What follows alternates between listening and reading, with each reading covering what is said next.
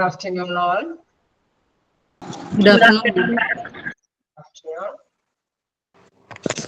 Good afternoon, ma'am. Good afternoon, ma'am. Okay, good afternoon. അപ്പോൾ നമ്മൾ കഴിഞ്ഞ ക്ലാസ്സിൽ ഡിസ്കസ് ചെയ്തത് നഴ്സിംഗ് അഡ്മിനിസ്ട്രേഷൻ ആണ്.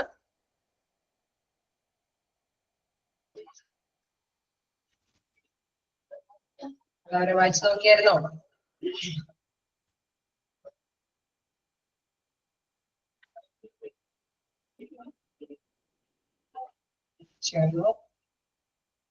എന്തെങ്കിലും ഡൗട്ടുകളുണ്ടോ? നമ്മൾ ചെറിയൊരു ഭാഗമാണ് എടുത്തത്. പ്രൊഡക്ഷനും സ്റ്റാഫിംഗ് പ്രോസസ്സാണ്.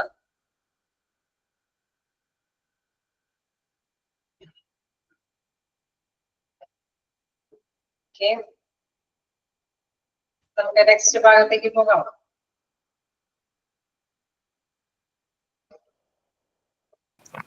Okay.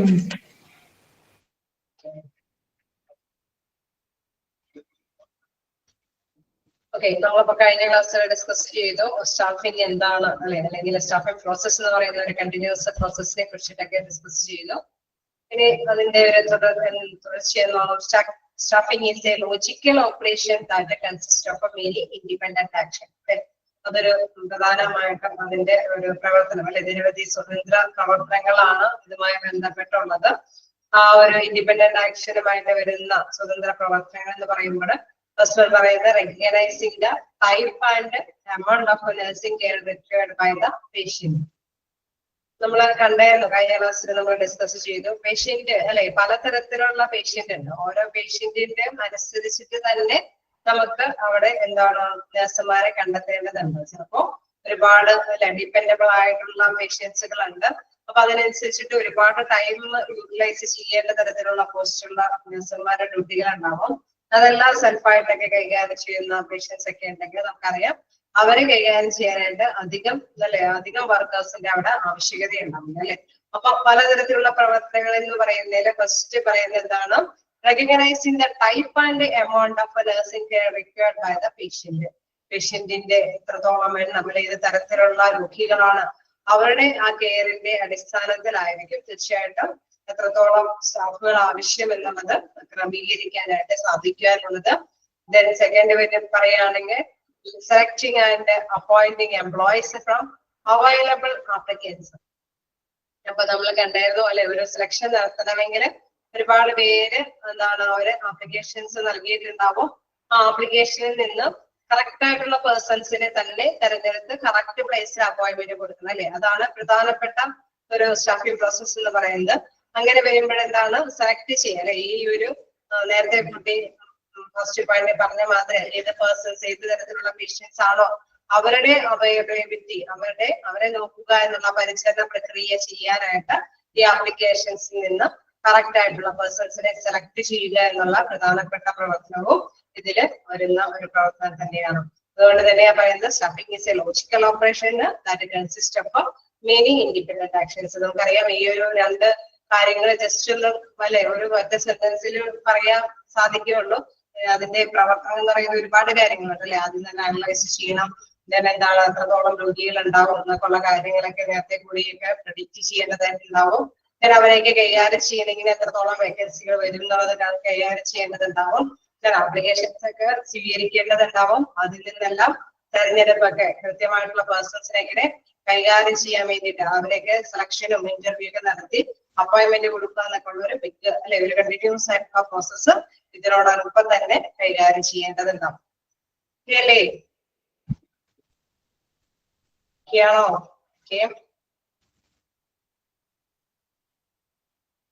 നമുക്ക് നെക്സ്റ്റ് ഭാഗത്തേക്ക് പോകാം. ക്ലിയർ ആണോ? ക്ലിയർ ആണോ?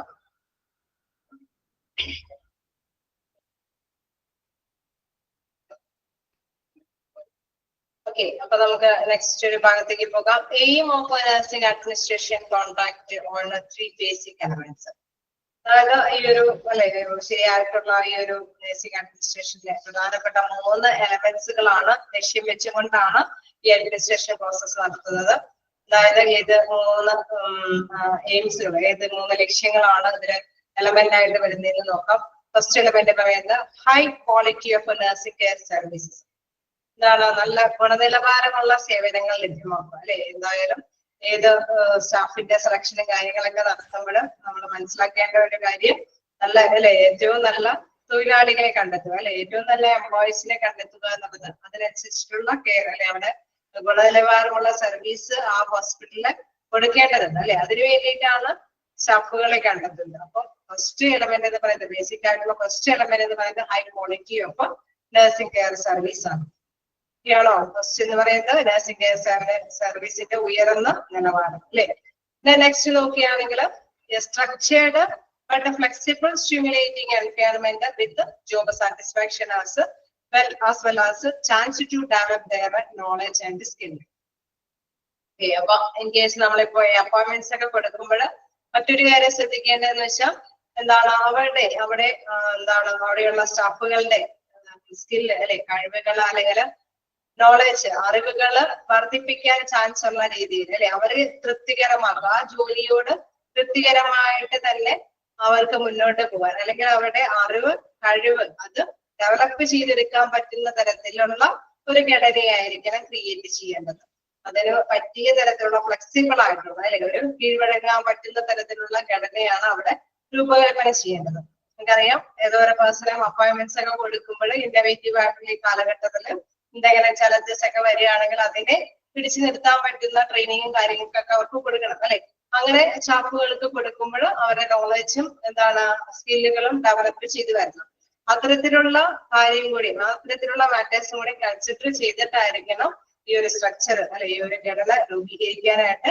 അതുകൊണ്ട് തന്നെ ഒരു ഫ്ലെക്സിബിൾ നേച്ചറിൽ അല്ലെ, ഒരു വഴങ്ങാവുന്ന നേച്ചറിലുള്ള ഘടനയായിരിക്കണം അവിടെ സ്വീകാര്യമാക്കേണ്ടത്. അപ്പോ ബേസിക് എലമെന്റ്സിലെ സെക്കൻഡ് പോയിന്റ് എന്ന് പറയുന്നത് structure and but flexible stimulating environment with job satisfaction as well as chance to develop their knowledge and skill. അവിടെ തീർച്ചയായിട്ടും ജോലിയോട് തൃപ്തി വേണം അല്ലെ. അവിടെ ജോലി ചെയ്യുന്ന വർക്കേഴ്സ് തൃപ്തികരമല്ലാത്ത ഒരു അന്തരീക്ഷമാണെങ്കിൽ അവരുടെ വർക്കിലും റിസൾട്ട് ഉണ്ടാവും അല്ലെ. അവര് നന്നായിട്ട് തന്നെ എഫിഷ്യന്റ് ആയിട്ട് തന്നെ വർക്ക് ചെയ്യാനായിട്ട് സന്നദ്ധരാകുമോ? ഒരു ജോലിയോട് താല്പര്യമില്ലാത്ത ജോലി ചെയ്യുന്നവരും താല്പര്യത്തോടുകൂടി ജോലി ചെയ്യുന്നവരും തമ്മിൽ വ്യത്യാസമുണ്ടോ? ഉണ്ട് അല്ലെ. അപ്പൊ താല്പര്യത്തോടു കൂടിയിട്ടുള്ള ഒരു അന്തരീക്ഷമാണ് അവിടെ ക്രിയേറ്റ് ചെയ്യണമെങ്കിൽ തീർച്ചയായിട്ടും എന്താണ്, അവരെ നല്ല മാക്സിമം എഫേർട്ട് എടുത്ത് തന്നെ അവരുടെ വർക്ക് ചെയ്യാനായിട്ട് തയ്യാറാവും അല്ലെ. അപ്പൊ ആ ഒരു രീതിയിൽ അവരുടെ നോളജും സ്കില്ലും ഡെവലപ്പ് ചെയ്യാൻ പറ്റുന്ന തരത്തിൽ അല്ലെങ്കിൽ സാറ്റിസ്ഫാക്ഷൻ കിട്ടുന്ന തരത്തിലുള്ള രീതിയിലായിരിക്കണം അവിടെ സ്ട്രക്ചർ ക്രിയേറ്റ് ചെയ്യാനായിട്ട്. നെക്സ്റ്റ് എലമെന്റ് നോക്കുകയാണെങ്കിൽ management process forcing A efficient and effective pattern of nursing care. അതായത് എപ്പോഴും അല്ലെ തീർച്ചയായിട്ടും അവിടെ എന്താണ് ഫലപ്രദമായ രീതിയിൽ ഒരു കാര്യക്ഷമമായ രീതിയിലുള്ള ഒരു നഴ്സിംഗ് ട്രീറ്റ്മെന്റ് കൊടുക്കുക അല്ലെ, ഒരു ശുശ്രൂഷ നൽകുക എന്നുള്ള പ്രധാനപ്പെട്ട മാനദണ്ഡമായിരിക്കും അവിടെ പ്രധാനമായിട്ടും മാനേജ്മെന്റ് ആ തരത്തിലുള്ള തന്നെയായിരിക്കും അത് രൂപീകരിക്കുന്നത്. Service in the most frugal manner അല്ലെ, എന്നുവെച്ചാൽ ഒരു നല്ല മിതമായ രീതിയിലുള്ള മാനർ ആയിരിക്കണം അവർ യൂസ് ചെയ്യേണ്ടത്. അതായത് മാനേജ്മെന്റ് ഭയങ്കര സ്ട്രിക്റ്റ് ആയിട്ട് അല്ലെ അവിടെയുള്ള തൊഴിലാളികൾക്ക്, അതായത് അവിടെയുള്ള വർക്കേഴ്സിന്റെ ഇടയിൽ ഭയങ്കര സ്ട്രിക്റ്റ് ആയിട്ടുള്ള കുറെ പോളിസികളൊക്കെ കൊണ്ടുവന്നാല് ചിലപ്പോൾ അവർ ഫോളോ ചെയ്യാനായിട്ട് അല്ലെങ്കിൽ അവർ ഉദ്ദേശിച്ച റിസൾട്ട് നേടിയെടുക്കാനായിട്ട് സാധിക്കില്ല. ഒരു മിതമായ രീതിയിൽ അല്ലെ അവർക്കും കൂടി ഒരു പങ്കാളിത്തം കൊടുത്തുകൊണ്ടുള്ള ഒരു ഡിസിഷൻ ഒക്കെ എടുത്തു കഴിഞ്ഞാൽ തീർച്ചയായിട്ടും എന്താണ് അവരെ മാക്സിമം സപ്പോർട്ടോട് അല്ലെങ്കിൽ അവിടെയുള്ള വർക്കേഴ്സിന്റെ മാക്സിമം എഫേർട്ടോട് കൂടിയിട്ട് അവർക്ക് റിസൾട്ട് നേടിയെടുക്കാനായിട്ട് സാധിക്കും. അപ്പൊ അതൊരു പ്രധാനപ്പെട്ട ഒരു എലമെന്റ് ആണ്. എന്താണ് ഒരു ഫ്രഗ്ലൻ മാനർ അല്ലെ, ഇൻ ദ മോസ്റ്റ് മിതമായ രീതിയിലുള്ള ഒരു മാനർ. ക്ലിയറായോ? മിതമായ രീതിയിലുള്ള ഒരു കാഴ്ചപ്പാടോടുകൂടി. ഓക്കെ,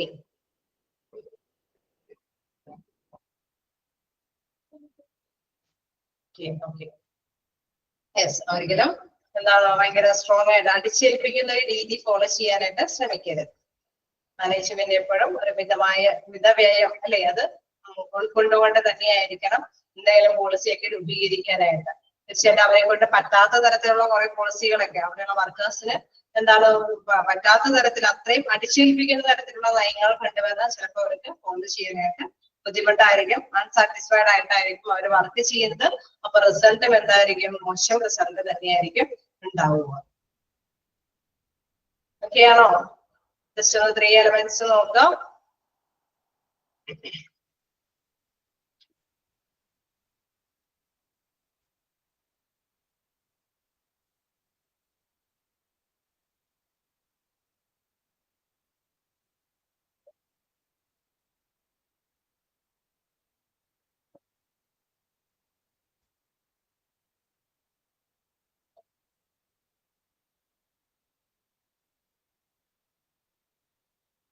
ചെറിയ ചെറിയ കുറെ ഭാഗങ്ങളാണ്.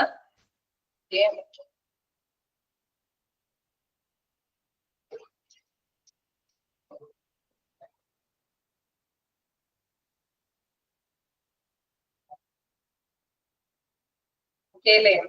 നെക്സ്റ്റ് ഭാഗത്തേക്ക് പോകാം. ഇടയ്ക്കിലെങ്കിലും ക്വസ്റ്റ്യൻസ് അല്ലെ എയിം ഓഫ് നഴ്സിംഗ് അഡ്മിനിസ്ട്രേഷൻ എന്നൊക്കെ ഉള്ള രീതിയിൽ ക്വസ്റ്റ്യൻസ് കാണാറുണ്ട്.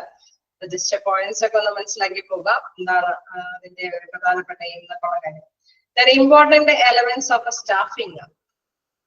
സ്റ്റാഫിംഗിലെ പ്രധാനപ്പെട്ട എലമെന്റ്സിന്റെ ഘടകങ്ങൾ എന്താണെന്ന് നോക്കാം. ഫസ്റ്റ് വൺ പറയുന്നത് quality and quantity of nursing staff. അതായത് ഗുണനിലവാരം അല്ലെ, അതിന്റെ അളവ് പ്രധാനമായിട്ടുള്ള ഒരു കാര്യം. അതായത് എത്രത്തോളം എണ്ണം അല്ലെങ്കിൽ അവരുടെ ആ ഒരു എടുത്തിരിക്കുന്ന തൊഴിലാളികളുടെ മാക്സിമം യൂട്ടിലൈസ് അല്ലെ, അവര് നന്നായിട്ട് യോഗ്യരായവരാണോ, ഗുണനിലവാരമുള്ളവരാണോ. It depends on the suitable education training given to the nursing staff for the kind of service they are being made ready for. അതായത് നമ്മളിപ്പോ കുറെ ആപ്ലിക്കേഷൻസ് ഒക്കെ സ്വീകരിച്ച് അതിൽ നിന്ന് കുറച്ച് പേരെ സെലക്ട് ചെയ്തൊക്കെ നിയോഗിച്ചു. ഓക്കെ, എത്രത്തോളം എണ്ണം വേക്കൻസികൾ ഫില്ല് ചെയ്യാനൊക്കെ ആയിട്ട് എത്രത്തോളം പേഴ്സണൽ തിരഞ്ഞെടുത്തു എന്നുള്ളതിനോടൊപ്പം തന്നെ പ്രധാനപ്പെട്ട ഒരു കാര്യം എന്ന് പറയുന്നത് അവരുടെ ക്വാളിറ്റി. ഈ തിരഞ്ഞെടുത്തിരിക്കുന്ന പേഴ്സൺസിന് നല്ല ക്വാളിറ്റി, നല്ല എഫിഷ്യന്റ് ആണ് എങ്കിൽ അത് ആ ഒരു ഹോസ്പിറ്റലിനെ സംബന്ധിച്ച് ഗുണകരമാകും. നല്ല ക്വാളിറ്റി ഉള്ള പേഴ്സൺസിനെയാണ് തിരഞ്ഞെടുക്കണമെങ്കിൽ ആ ഹോസ്പിറ്റലിനെ സംബന്ധിച്ച് എന്തെങ്കിലും ബെറ്റർ ആയിട്ടുള്ള റിസൾട്ട് ഉണ്ടാകുമോ? ഉണ്ടാകും അല്ലെ. അപ്പൊ സൂട്ടബിൾ ആയിട്ടുള്ള ഒരു എഡ്യൂക്കേഷൻ ട്രെയിനിങ് ഇൻ കേസ് അവർക്ക് ഇല്ല എങ്കിൽ, ചിലപ്പോൾ നോളജ് ഒക്കെ ഒരു ഫ്രഷേഴ്സിനൊക്കെയാണ് അവർ തിരഞ്ഞെടുക്കണമെങ്കിൽ തീർച്ചയായിട്ടും അവർക്ക് ഒരു ചെറിയ ഒരു ട്രെയിനിങ് അല്ലെങ്കിൽ ഒരു ട്രെയിനിങ് പീരീഡ് ഒക്കെ കൊടുത്ത് ട്രെയിനിങ് ഒക്കെ കൊടുത്തു കഴിഞ്ഞാൽ തീർച്ചയായിട്ടും എന്താണ് അവരുടെ സ്കില്ലും നോളജും ഡെവലപ്പ് ചെയ്യും അല്ലെ. അങ്ങനെ വരുമ്പോഴെന്താണ് അവരുടെ ക്വാളിറ്റി ഇംപ്രൂവ് ചെയ്യും തീർച്ചയായിട്ടും. അപ്പൊ എത്രത്തോളം എണ്ണം വ്യക്തികളെ തെരഞ്ഞെടുത്തു എന്നതിനെ മാത്രമല്ല ആശ്രയിച്ചിരിക്കുക, അവരുടെ ഗുണനിലവാരം കൂടി കൺസിഡർ ചെയ്യേണ്ടതുണ്ട് അല്ലെ. അപ്പൊ നല്ല ഗുണനിലവാരമുള്ള പേഴ്സൺസിനെയാണ് സെലക്ട് ചെയ്ത് അപ്പോയിന്റ്മെന്റ് ചെയ്യുന്നെങ്കിൽ തീർച്ചയായിട്ടും നമുക്കറിയാം അതിന്റെ റിസൾട്ട് അവിടെ ഉണ്ടാവും. ഇൻ കേസ് ഫ്രഷേഴ്സ് അല്ലെ, ട്രെയിനിങ് ഒക്കെ കിട്ടാത്തവരാണെങ്കിൽ ജസ്റ്റ് ഒരു സ്യൂട്ടബിൾ എഡ്യൂക്കേഷൻ ട്രെയിനിങ് ഒക്കെ അവർക്ക് നൽകി കഴിഞ്ഞാൽ എന്താണ് അവർക്ക് നല്ല രീതിയിൽ തന്നെ വർക്ക് ചെയ്യാനായിട്ട് സാധിക്കും. അതോടൊപ്പം തന്നെ ഓക്കെ എന്തെങ്കിലും ട്രെയിനിങ് ഉണ്ടാവും അല്ലെ, എക്സ്പീരിയൻസ് ഉണ്ടെങ്കിലും ചെറിയ ട്രെയിനിങ് ഒക്കെ കൊടുത്തൊക്കെ അറിയാം. ഏതൊരു സ്ഥാപനത്തിലാണെങ്കിലും നമ്മൾക്കറിയാം എന്താണ് അതിനോട് പൊരുത്തപ്പെട്ട് വരാൻ അതിന്റെ ഫെമിലാരിറ്റീസ് അല്ലെ, അവിടെ അവരോട് പൊരുത്തപ്പെടാനായിട്ടുള്ള ഒരു സൂട്ടബിൾ ആയിട്ടുള്ള കുറച്ച് ട്രെയിനിങ് പീരീഡ് വേണം അല്ലെ. അപ്പൊ അങ്ങനെ ഒരു ട്രെയിനിങ് കൊടുത്തു കഴിഞ്ഞാൽ തീർച്ചയായിട്ടും അവർക്ക് എന്താണ് അവരുടെ സ്കില്ല് നല്ല മാക്സിമം സ്പീഡോട് കൂടിയിട്ട് യൂട്ടിലൈസ് ചെയ്യാനായിട്ട് സാധിക്കും. നെക്സ്റ്റ് നോക്കുകയാണെങ്കിൽ യൂട്ടിലൈസേഷൻ. അതായത് നമ്മൾ മനസ്സിലാക്കിയത് എന്താണ് വിനിയോഗം അല്ലെ, അവരുടെ ആ ഒരു ഉപയോഗം എന്താന്നുള്ളത്. Staff must be allotted work in such a way that the knowledge skill acquired are best used for the purpose they were imparted or trained. Okay, അപ്പൊ നമുക്ക് ലഭിക്കുന്ന ട്രെയിനിങ് അല്ലെ, ഇപ്പൊ ഇനി ജസ്റ്റ് എന്താണ് ട്രെയിനിങ് ഒക്കെ ലഭിക്കുന്നുണ്ട്. പേജ് നമ്പറൊക്കെ നിങ്ങളൊന്ന് ഷെയർ ചെയ്യാം. ഓക്കെ, അപ്പൊ നിങ്ങൾ എന്താണ് ഒരു ട്രെയിനിങ്ങോട് കൂടിയിട്ട് അതോടൊപ്പം തന്നെ ക്വാളിഫിക്കേഷനോട് കൂടിയിട്ടൊക്കെ നമ്മൾ നിയമനം നടത്തുമ്പോൾ തീർച്ചയായിട്ടും എന്താണ് അവരുടെ സർവീസ് പ്രദാനം ചെയ്യും അല്ലെ. അവര് എല്ലാവർക്കും തന്നെ ആ ഒരു സർവീസ് നല്ലൊരു സേവനം എല്ലാ രോഗികൾക്കും വേണ്ടിയിട്ട് കാഴ്ചവെക്കും.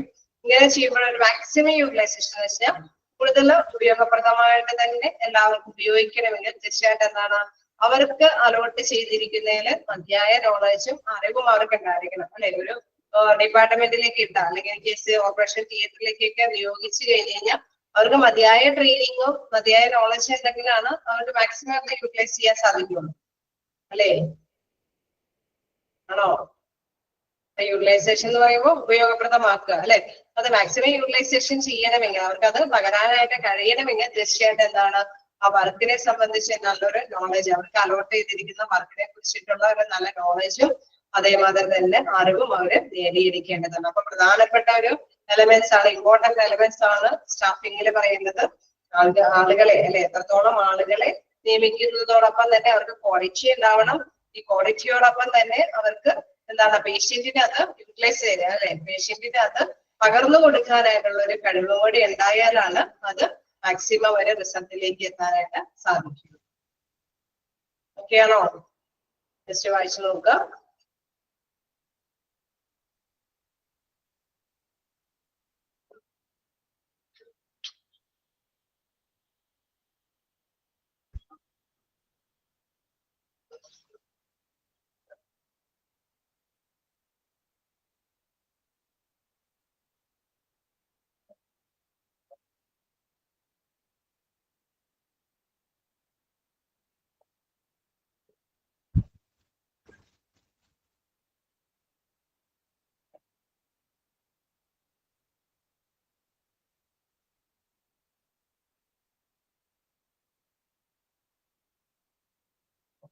ഓക്കെ, നെക്സ്റ്റ് നമുക്ക് കണ്ടിന്യൂ ചെയ്യാം. ഓക്കെ ആണോ?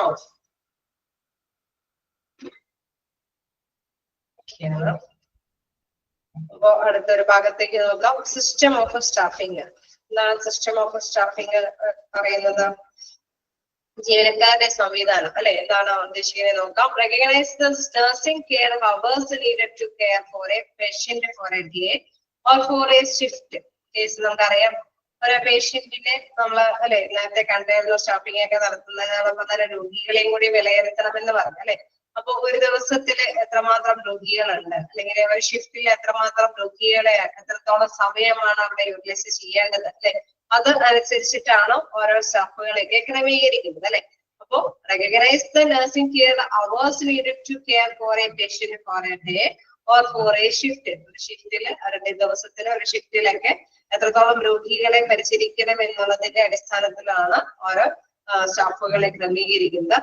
Staffing relies on a capacity of a hospital, standard provided, number of beds and different treatment services. നമ്മളിപ്പോ അല്ലെ ഓരോ സ്റ്റാഫുകളെ നിയമിക്കുമ്പോൾ നമുക്കറിയാം, ഒരു ഹോസ്പിറ്റലിൽ വ്യത്യസ്തമായിട്ടുള്ള ഫെസിലിറ്റീസ് ആയിരിക്കും ഉണ്ടായിരിക്കുക. ആണോ? ഉണ്ടായിരിക്കുന്നത് വ്യത്യസ്തമായ ഫെസിലിറ്റീസ് ആയിരിക്കില്ലേ? അവിടെ വലിയ വലിയ ഹോസ്പിറ്റലുകൾ ഉണ്ടാവും അല്ലെ, ബെഡ് ഒരുപാട് ICU ബെഡുകളൊക്കെ ഉള്ള വലിയ ഹോസ്പിറ്റൽ ഉണ്ടാവും. കുറച്ച് ICU ഒക്കെ ബെഡ് സജ്ജീകരിക്കുന്ന തരത്തിലുള്ള ഹോസ്പിറ്റലുകൾ ഉണ്ടാവും. അപ്പൊ അവിടെ എന്താണ്, അവിടെ മാനദണ്ഡങ്ങളും വ്യത്യസ്തമായിരിക്കും. അതോടൊപ്പം തന്നെ ഡിഫറെന്റ് ആയിട്ടുള്ള സർവീസുകളായിരിക്കും. അതേപോലെ തന്നെ ഡിഫറെന്റ് അല്ലെ, ബെഡിന്റെ ഫെസിലിറ്റീസ് എന്നൊക്കെ പറയുമ്പോഴും ഷോർട്ടേജ് ഉള്ളത് ഉണ്ടാവും. ഒരുപാട് സൗകര്യങ്ങളുള്ള ഹോസ്പിറ്റലുകൾ ഉണ്ടാവും അല്ലെ. അപ്പൊ അതൊക്കെ ഡിപ്പെൻഡ് ചെയ്തിട്ടാണ് നമ്മൾ ഈ സ്റ്റാഫുകളുടെ എണ്ണത്തിന്റെ ക്രമീകരണം ഉണ്ടാക്കുക. In anticipating nursing workload, a manager must calculate not only the total number of patients to be cared for, but also the proportion in each category. Bracket the self-care, medical care, full care, intensive care. Because care needs differ from a category to another. നമ്മള് എപ്പോഴും പറയുന്ന മാതിരി managers ഒരിക്കലും എന്താണ് ഒരു സ്റ്റാഫിനെ ഇത്രയും patients എന്നുള്ള രീതിയിൽ കാൽക്കുലേറ്റ് ചെയ്തിട്ട് നിയമനം നടത്തരുത്. കാരണം നമുക്കറിയാം, ഹോസ്പിറ്റലാവുമ്പോൾ വ്യത്യസ്ത തരത്തിലുള്ള രോഗികളായിരിക്കും ഉണ്ടായിരിക്കുക അല്ലെ. അവിടെ സെൽഫ് കെയർ ഉള്ളവര്, മിനിമം കെയർ കൊടുക്കേണ്ടവര്, ഫുൾ കെയർ കൊടുക്കേണ്ടവര്, ഇന്റൻസീവ് കെയറിലുള്ളവര് പേഷ്യൻസ്, അങ്ങനെ വ്യത്യസ്ത വിഭാഗക്കാരായിരിക്കും ശുശ്രൂഷകളുമായിട്ട് ബന്ധപ്പെട്ട ഹോസ്പിറ്റലിൽ അഡ്മിഷൻ വരിക അല്ലെ. അപ്പൊ അവര് വ്യത്യസ്ത രീതിയിലുള്ള നേച്ചർ, അതായത് വ്യത്യസ്ത രീതിയിലുള്ള സേവനങ്ങൾ ആവശ്യമായിട്ടുള്ളത് കൊണ്ട് തന്നെ എന്താണ്, അവരുടെ ആ ഒരു പരിചരണത്തിന്റെ ആവശ്യകത അനുസരിച്ചിട്ട് തന്നെയായിരിക്കണം അവിടെ സ്റ്റാഫുകളെ അലോട്ട് ചെയ്ത് കൊടുക്കാനായിട്ട്. മാനേജ്മെന്റ് ഒരിക്കലും എണ്ണം നോക്കിയിട്ട് അലോട്ട് ചെയ്ത് കൊടുക്കരുത്. ശരിയാണോ? കൺസെപ്റ്റ് ശരിയാണോ? അല്ലെ, ശരിയാണ്. കാരണം എന്താന്ന് വെച്ച് കഴിഞ്ഞാൽ അത്രത്തോളം എണ്ണം ഉണ്ടെന്ന് വെച്ച് കഴിഞ്ഞാൽ എല്ലാവർക്കും ഒരേപോലെ സെൽഫായിട്ട് കൈകാര്യം ചെയ്യാൻ പറ്റുന്ന രോഗികളൊന്നും ആയിരിക്കില്ല. ചിലർക്ക് എന്താണ് ഒരുപാട് ഡിപ്പെൻഡ് അല്ലെ, നഴ്സുമാരെ ശുശ്രൂഷ ഒരുപാട് ആവശ്യമുള്ളവരുണ്ടാവും. ഇന്റൻസീവ് കെയറിലുള്ളവരൊക്കെ ആണെങ്കിൽ നമുക്കറിയാം, മോണിറ്ററിയിൽ അവിടെ കൃത്യമായിട്ടുള്ള മോണിറ്ററിങ് കാര്യങ്ങളൊക്കെ നോക്കിയിട്ട് തന്നെ അവർക്ക് രോഗി പരിശീലനമൊക്കെ ലഭ്യമാക്കേണ്ടതുണ്ടാവും. അങ്ങനെ വ്യത്യസ്ത തരത്തിലുള്ള പേഷ്യൻസ് ഉള്ളത് കൊണ്ട് തന്നെ ഒരിക്കലും എണ്ണം നോക്കിയിട്ട് മാനേജ്മെന്റ് ഒരിക്കലും വർക്ക് ലോഡ് ആർക്ക് കൊടുക്കരുത്, സ്റ്റാഫുകൾക്ക് കൊടുക്കരുത്. അതനുസരിച്ചിട്ട് സ്റ്റാഫുകളെ ക്രമീകരിക്കരുത്. അപ്പൊ സ്റ്റാഫിംഗ് സിസ്റ്റം എന്ന് പറയുമ്പോൾ എന്താണ്, അവിടെ ഒരിക്കലും എന്താണ് ഓരോ ഷിഫ്റ്റ് അനുസരിച്ചിട്ട് രോഗികളെ പരിചരിക്കാനായിട്ട് ക്രമീകരിക്കേണ്ടതുണ്ട്. പക്ഷെ അങ്ങനെ കൊടുക്കുമ്പോൾ എന്താണ് വ്യത്യസ്ത ഹോസ്പിറ്റലിന്റെ ഫെസിലിറ്റി സൗകര്യങ്ങളൊക്കെ അടിസ്ഥാനമാക്കി തന്നെ കൊടുക്കണം. അത് മാത്രമല്ല പേഷ്യന്റിന്റെ വ്യത്യസ്ത സ്വഭാവ രീതി അല്ലെ വ്യത്യസ്ത രീതിയിലുള്ള സേവനമാണ് അവർക്ക് വേണ്ടത്. അതുകൊണ്ട് തന്നെ അതും മനസ്സിലാക്കിയിട്ട് തന്നെ മാത്രമാണ് സ്റ്റാഫുകളെ ക്രമീകരിച്ചു കൊടുക്കാവൂ. ഓക്കെ അല്ലേ?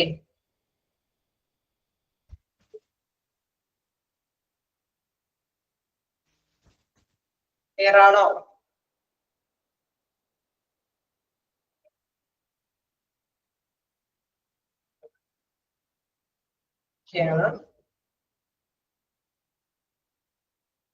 നിങ്ങൾ വായിച്ചിട്ട് എന്തെങ്കിലും ഡൗട്ടുകൾ ഉണ്ടെങ്കിൽ ചോദിച്ചു പോകാട്ടോ.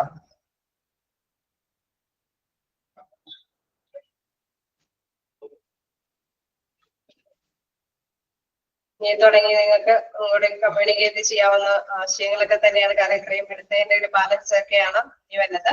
Type of patient care include. അപ്പൊ നമ്മൾ ഈ കണ്ടത്തിൽ നിന്ന് വ്യത്യസ്തമായി, അതായത് കണ്ടതിന്റെ അടിസ്ഥാനത്തിൽ നമുക്ക് പലതരത്തിലുള്ള പേഷ്യന്റ് കെയർ ഉണ്ടെന്നുള്ള കാര്യം നമുക്ക് മനസ്സിലായി അല്ലെ? നമ്മൾ നേരത്തെ പറഞ്ഞു സ്റ്റാഫുകളെ നിയമിക്കുമ്പോൾ അവരുടെ ഒരു നേച്ചർ അനുസരിച്ചിട്ട് അല്ലെ, പേഷ്യന്റിന്റെ നേച്ചർ അനുസരിച്ചിട്ട് തന്നെ നോക്കിയിട്ട് വേണം സ്റ്റാഫുകളെ നിയമിക്കുക എന്ന് പറഞ്ഞു. അപ്പൊ പലതരത്തിലുള്ള പേഷ്യന്റുകളുണ്ട്. സാധാരണയായിട്ട് ഏതൊക്കെ തരത്തിലുള്ള പേഷ്യൻസ് കാണാം? ഒരുപാട് നേരിട്ടുള്ള ശുശ്രൂഷ ആവശ്യമുള്ള പേഷ്യൻസ് ഉണ്ടാവും. അല്ലാതെ അധികം സേവനങ്ങളുടെ അധികം പരിചരണത്തിന്റെ ആവശ്യകത ഇല്ലാത്ത പേഷ്യൻസും ഉണ്ടാകാൻ പാടില്ലേ? അപ്പൊ നേരിട്ട് തന്നെ പരിചരണം ആവശ്യമുള്ള രോഗികളാണ് എങ്കിൽ അത്തരം പേഷ്യൻസിനെ നമുക്ക് ഡയറക്റ്റ് കെയർ ഉള്ള പേഷ്യൻസ് എന്ന് പറയാം. അതല്ല ഒരുപാട് എന്താണ് പേഷ്യന്റിന്റെ എല്ലാ കാര്യങ്ങളിലും സ്റ്റാഫുകളുടെ സപ്പോർട്ട് ആവശ്യമില്ലാത്ത രോഗികളാണെങ്കിൽ ഇൻഡയറക്റ്റ് കെയർ ഉള്ള പേഷ്യൻസ് ആണെന്ന് പറയാം. ഇങ്ങനെ വിശേഷിക്കാൻ പാടില്ലേ? ഓക്കെ. ഇപ്പോ ഡയറക്റ്റ് കെയർ എന്ന് പറയുമ്പോൾ എന്താണെന്നുള്ള ആശയം മനസ്സിലായോ? ഡയറക്റ്റ് കെയർ എന്നുള്ളതിന്റെ മീനിങ് എന്ന് പറയുമ്പോൾ അവർക്ക് ഒരുപാട് സപ്പോർട്ടിങ്ങിന്റെ ആവശ്യം വരുന്നില്ല. മിക്കപ്പോഴും ഈ ക്വസ്റ്റ്യൻസ് നിങ്ങൾ കൺഫ്യൂഷൻ ആക്കാൻ തന്നെയായിട്ട് തന്നെ ചിലപ്പോഴൊക്കെ ഇൻഡയറക്റ്റ് കെയർ എന്നൊക്കെ രീതിയിലൊക്കെ ക്വസ്റ്റ്യൻസ് വരാറുണ്ട്. അപ്പൊ അത് ശ്രദ്ധിച്ച് തന്നെ മനസ്സിലാക്കാൻ വളരെ സിമ്പിൾ ആയിട്ടുള്ള കാര്യമാണ് ഡയറക്റ്റ് കെയറും ഇൻഡയറക്റ്റ് കെയറും.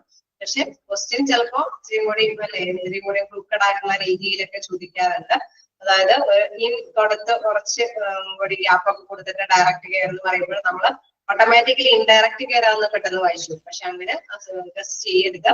ഡയറക്റ്റ് കെയറിലുള്ള മീനിങ്ങിന് തന്നെ ആ ഒരു ക്വസ്റ്റ്യൻസിനൊക്കെ നിങ്ങൾ നോക്കാം. ഓക്കെ, ജസ്റ്റ് വായിച്ചു നോക്കാം. നിങ്ങൾക്ക് അറിയാവുന്ന പോയിന്റ്സ് ഒക്കെ തന്നെയാണ്. ഡയറക്റ്റ് കെയർ എന്ന് പറയുമ്പോൾ is A care given by nursing staff while working in the presence of patient and related to the patient physical and psychological requirements. ഇപ്പൊ നമ്മൾ നേരത്തെ പറഞ്ഞ മാതിരി ഡയറക്റ്റ് കെയർ എന്ന് പറയുമ്പോൾ അവരുടെ ശാരീരികമായിട്ടുള്ള അല്ലെങ്കിൽ മാനസികമായിട്ടുള്ള ആവശ്യകതകൾക്ക് അനുസരിച്ച് തന്നെ അവർക്ക് എന്താണ് ഒരു പ്രസൻസ് അല്ലെ, ഒരു സ്റ്റാഫിന്റെ പ്രസൻസ് മസ്റ്റായിട്ടും ഒരുപാട് ടൈം വേണ്ടി വരുന്നു അല്ലെ. Is care given by nursing staff while working in the presence of patient and related to the patient physical and psychological requirements. അവരുടെ ശാരീരികമായിട്ടുള്ള മാനസികമായിട്ടുള്ള ആവശ്യകതകൾ നിറവേറ്റാൻ വേണ്ടിയിട്ട് അതുമായി റിലേറ്റ് ചെയ്തിട്ട് എന്താണ് സ്റ്റാഫുകൾക്ക് ഒരുപാട് ടൈം അവരുടെ പ്രസൻസിൽ തന്നെ കൈകാര്യം ചെയ്യേണ്ടതുണ്ടാവും. ഡയറക്റ്റ് കെയർ കൺസിസ്റ്റ് അത്തരത്തിലുള്ള ആവശ്യകതകൾ എന്തൊക്കെയായിരിക്കും? കിടപ്പ് രോഗികൾക്ക് എന്തൊക്കെ ആവശ്യകതകളെ ഉണ്ടാവും? എല്ലാ കാര്യങ്ങളും നമുക്ക് സെൽഫായിട്ട് ചെയ്യാൻ പറ്റിയില്ലെങ്കിൽ എന്താണ് സപ്പോർട്ട് ആവശ്യമായിട്ട് വരും അല്ലെ. എന്തൊക്കെ കാര്യങ്ങൾക്ക് സപ്പോർട്ട് ആവശ്യമായിട്ട് വരും?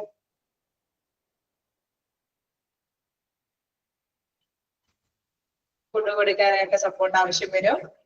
പിന്നെ ക്ലീനിങ് കാര്യങ്ങൾക്ക് സപ്പോർട്ട് ആവശ്യം വരും. മെഡിസിൻ കൊടുക്കുന്നതിനൊക്കെ സപ്പോർട്ട് ആവശ്യം വരും. ഇൻ കേസ് ഒരു ചെറുതായിട്ടൊക്കെ മൂവ് ചെയ്യണമെങ്കിൽ ആവശ്യം വരും. ഓക്കെ, അപ്പൊ എല്ലാത്തിനും എന്താണ് സ്റ്റാഫുകളുടെ സപ്പോർട്ട് ആവശ്യമായിട്ട് വരും അല്ലെ. In case changing dress, okay, അപ്പൊ ക്ലീനിങ്ങും ചേഞ്ചിങ് ഒക്കെ നടത്തുമ്പോൾ അല്ലെ അത്തരത്തിലുള്ള കാര്യങ്ങൾക്കെല്ലാം തന്നെ സപ്പോർട്ട് ആവശ്യം വരും. ഡയറക്റ്റ് കെയർ ആയിട്ടുള്ള പേഴ്സൺസ് ആണെങ്കിൽ, പേഷ്യന്റ് ആണെങ്കിൽ, കാരണം അവർക്ക് സെൽഫായിട്ട് ഒന്നും ചെയ്യാൻ പറ്റാത്ത അവസ്ഥയിലുള്ള രോഗികളാണ് അല്ലെ. അപ്പൊ അതുകൊണ്ട് തന്നെ ഇവിടെ എടുത്തു പറയാണ്, direct care consist of feeding, treatment, mobility and medication and the more dependent the patient is on the nurse to conduct related activity, the more hours of nursing care is required for the patient. അപ്പൊ നമ്മൾ പറഞ്ഞു മനസ്സിലാക്കിയത് തന്നെ, അതായത് അവർക്ക് ഭക്ഷണം കഴിക്കുന്നതിനും ചിലപ്പോൾ ice ട്യൂബൊക്കെ ഉപയോഗിച്ചിട്ടായിരിക്കും ഭക്ഷണം. ഐസിയുലൊക്കെ കിടക്കുന്ന പേഷ്യൻസ് ഒക്കെ ആണെങ്കിൽ അവർക്ക് മോസ്റ്റ്ലി അല്ലെ എല്ലാം തന്നെ നമ്മൾ നേരത്തെ എടുത്ത അതിന്റെ ചാപ്റ്ററിന്റെ തുടക്കം തന്നെയാണ്, കണ്ടിന്യൂഷൻ പോലെ എടുക്കാം അല്ലെ. അപ്പൊ അവിടെ നമുക്കറിയാം മോണിറ്റർ ചെയ്തിട്ടൊക്കെ തന്നെ മെഡിസിൻസ് ഒക്കെ കൊടുക്കേണ്ടതുണ്ടാവും, ഭക്ഷണമൊക്കെ റൈസ് ട്യൂബിൽ കൊടുക്കേണ്ടതുണ്ടാവും.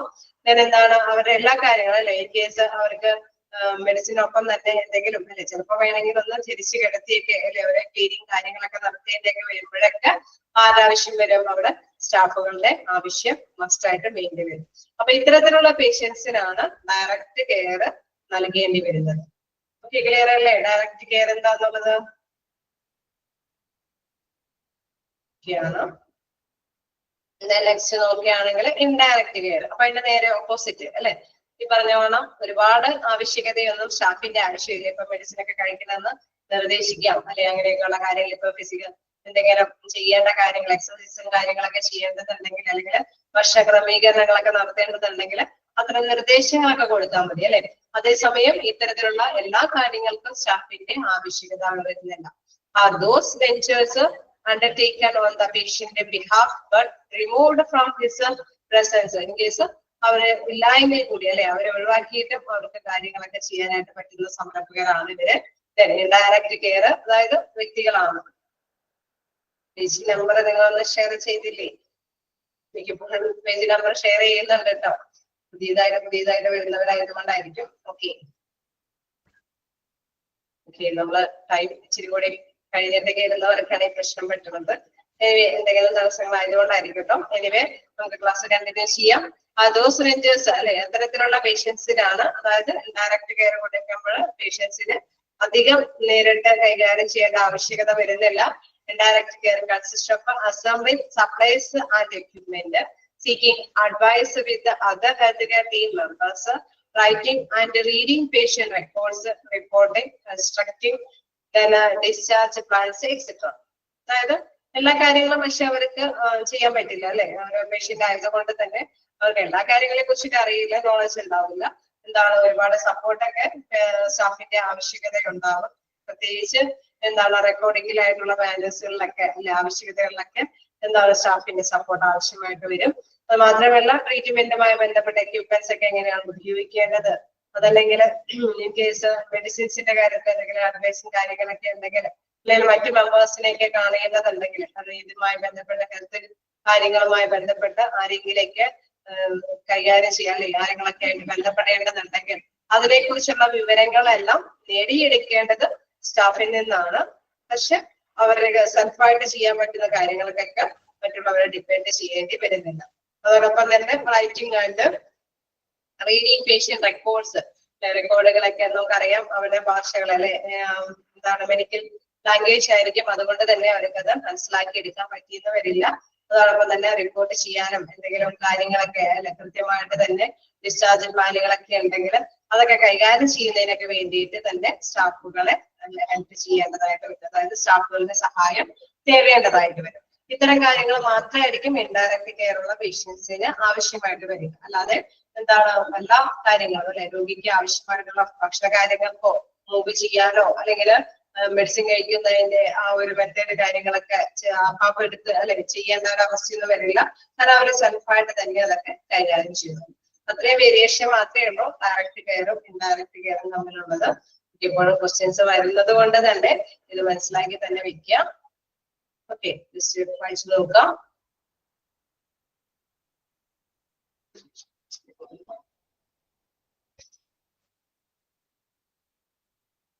ഏതെങ്കിലും പോയിന്റുകൾ ഡൗട്ട് ഉണ്ടെങ്കിൽ ചോദിക്കാം. എക്സാമ്പിൾ ആണോ?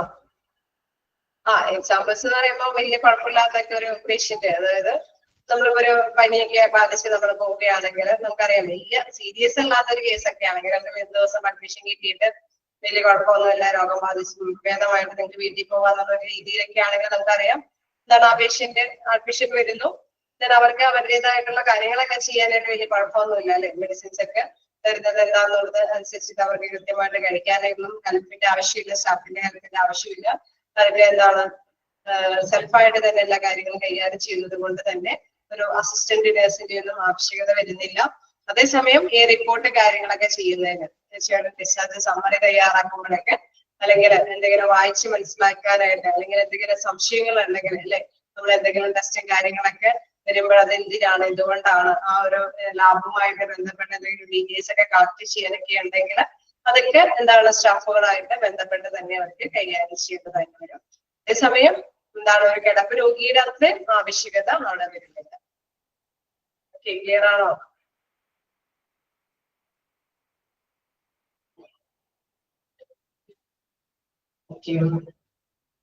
അപ്പൊ മനസ്സിലാക്കേണ്ട ഒരു കാര്യം എന്താണ്, സ്റ്റാഫുകളെ നിയമിക്കുമ്പോൾ ഈ ഒരു ഇതും കൂടി ശ്രദ്ധിക്കണം അല്ലെ. ഇത്തരത്തിലുള്ള ഇൻഡയറക്റ്റ് കെയർ ആയിട്ടുള്ള പേഷ്യൻസിനെ ആണെങ്കിൽ കുറച്ച് പേരെ വേണമെങ്കിൽ ഒന്നിച്ച് കൈകാര്യം ചെയ്യാനായിട്ട് സ്റ്റാഫുകൾക്ക് സാധിക്കും. അതേസമയം ഡയറക്റ്റ് കെയർ ഉള്ള കുറച്ച് രോഗികൾ അല്ലെ, അതേക്കുറിച്ച് അതിൽ താഴെയുള്ള രോഗികളെ മാത്രമേ കൈകാര്യം ചെയ്യാൻ പറ്റുള്ളൂ. കാരണം ഒരുപാട് സമയം അവർക്ക് വേണ്ടി സ്പെൻഡ് ചെയ്യേണ്ടതായിട്ട് വരും അല്ലെ. അവർക്ക് ഭക്ഷണം കൊടുക്കുമ്പോഴും മെഡിസിൻ കൊടുക്കുമ്പോഴൊക്കെ ഒരുപാട് സമയം അവരോട് മൊത്തം ചെലവഴിക്കേണ്ടതായിട്ട് വരും. ഓക്കെ, ആ ഒരു വേരിയേഷൻ എന്താണെന്ന് മനസ്സിലായില്ലേ?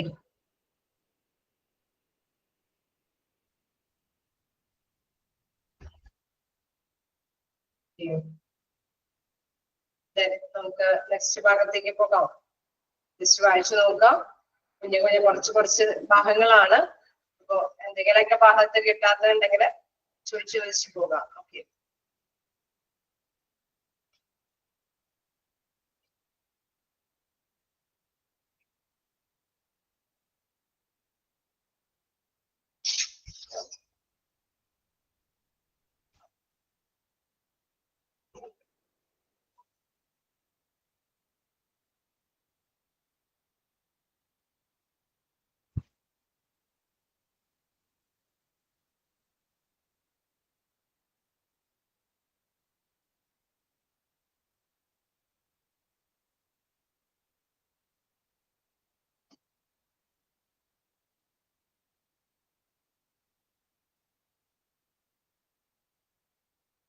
ഓക്കെ ആണോ?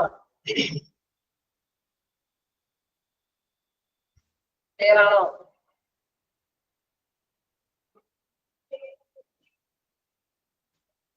അപ്പൊ നമുക്ക് അടുത്ത ഭാഗത്തേക്ക് പോകാം.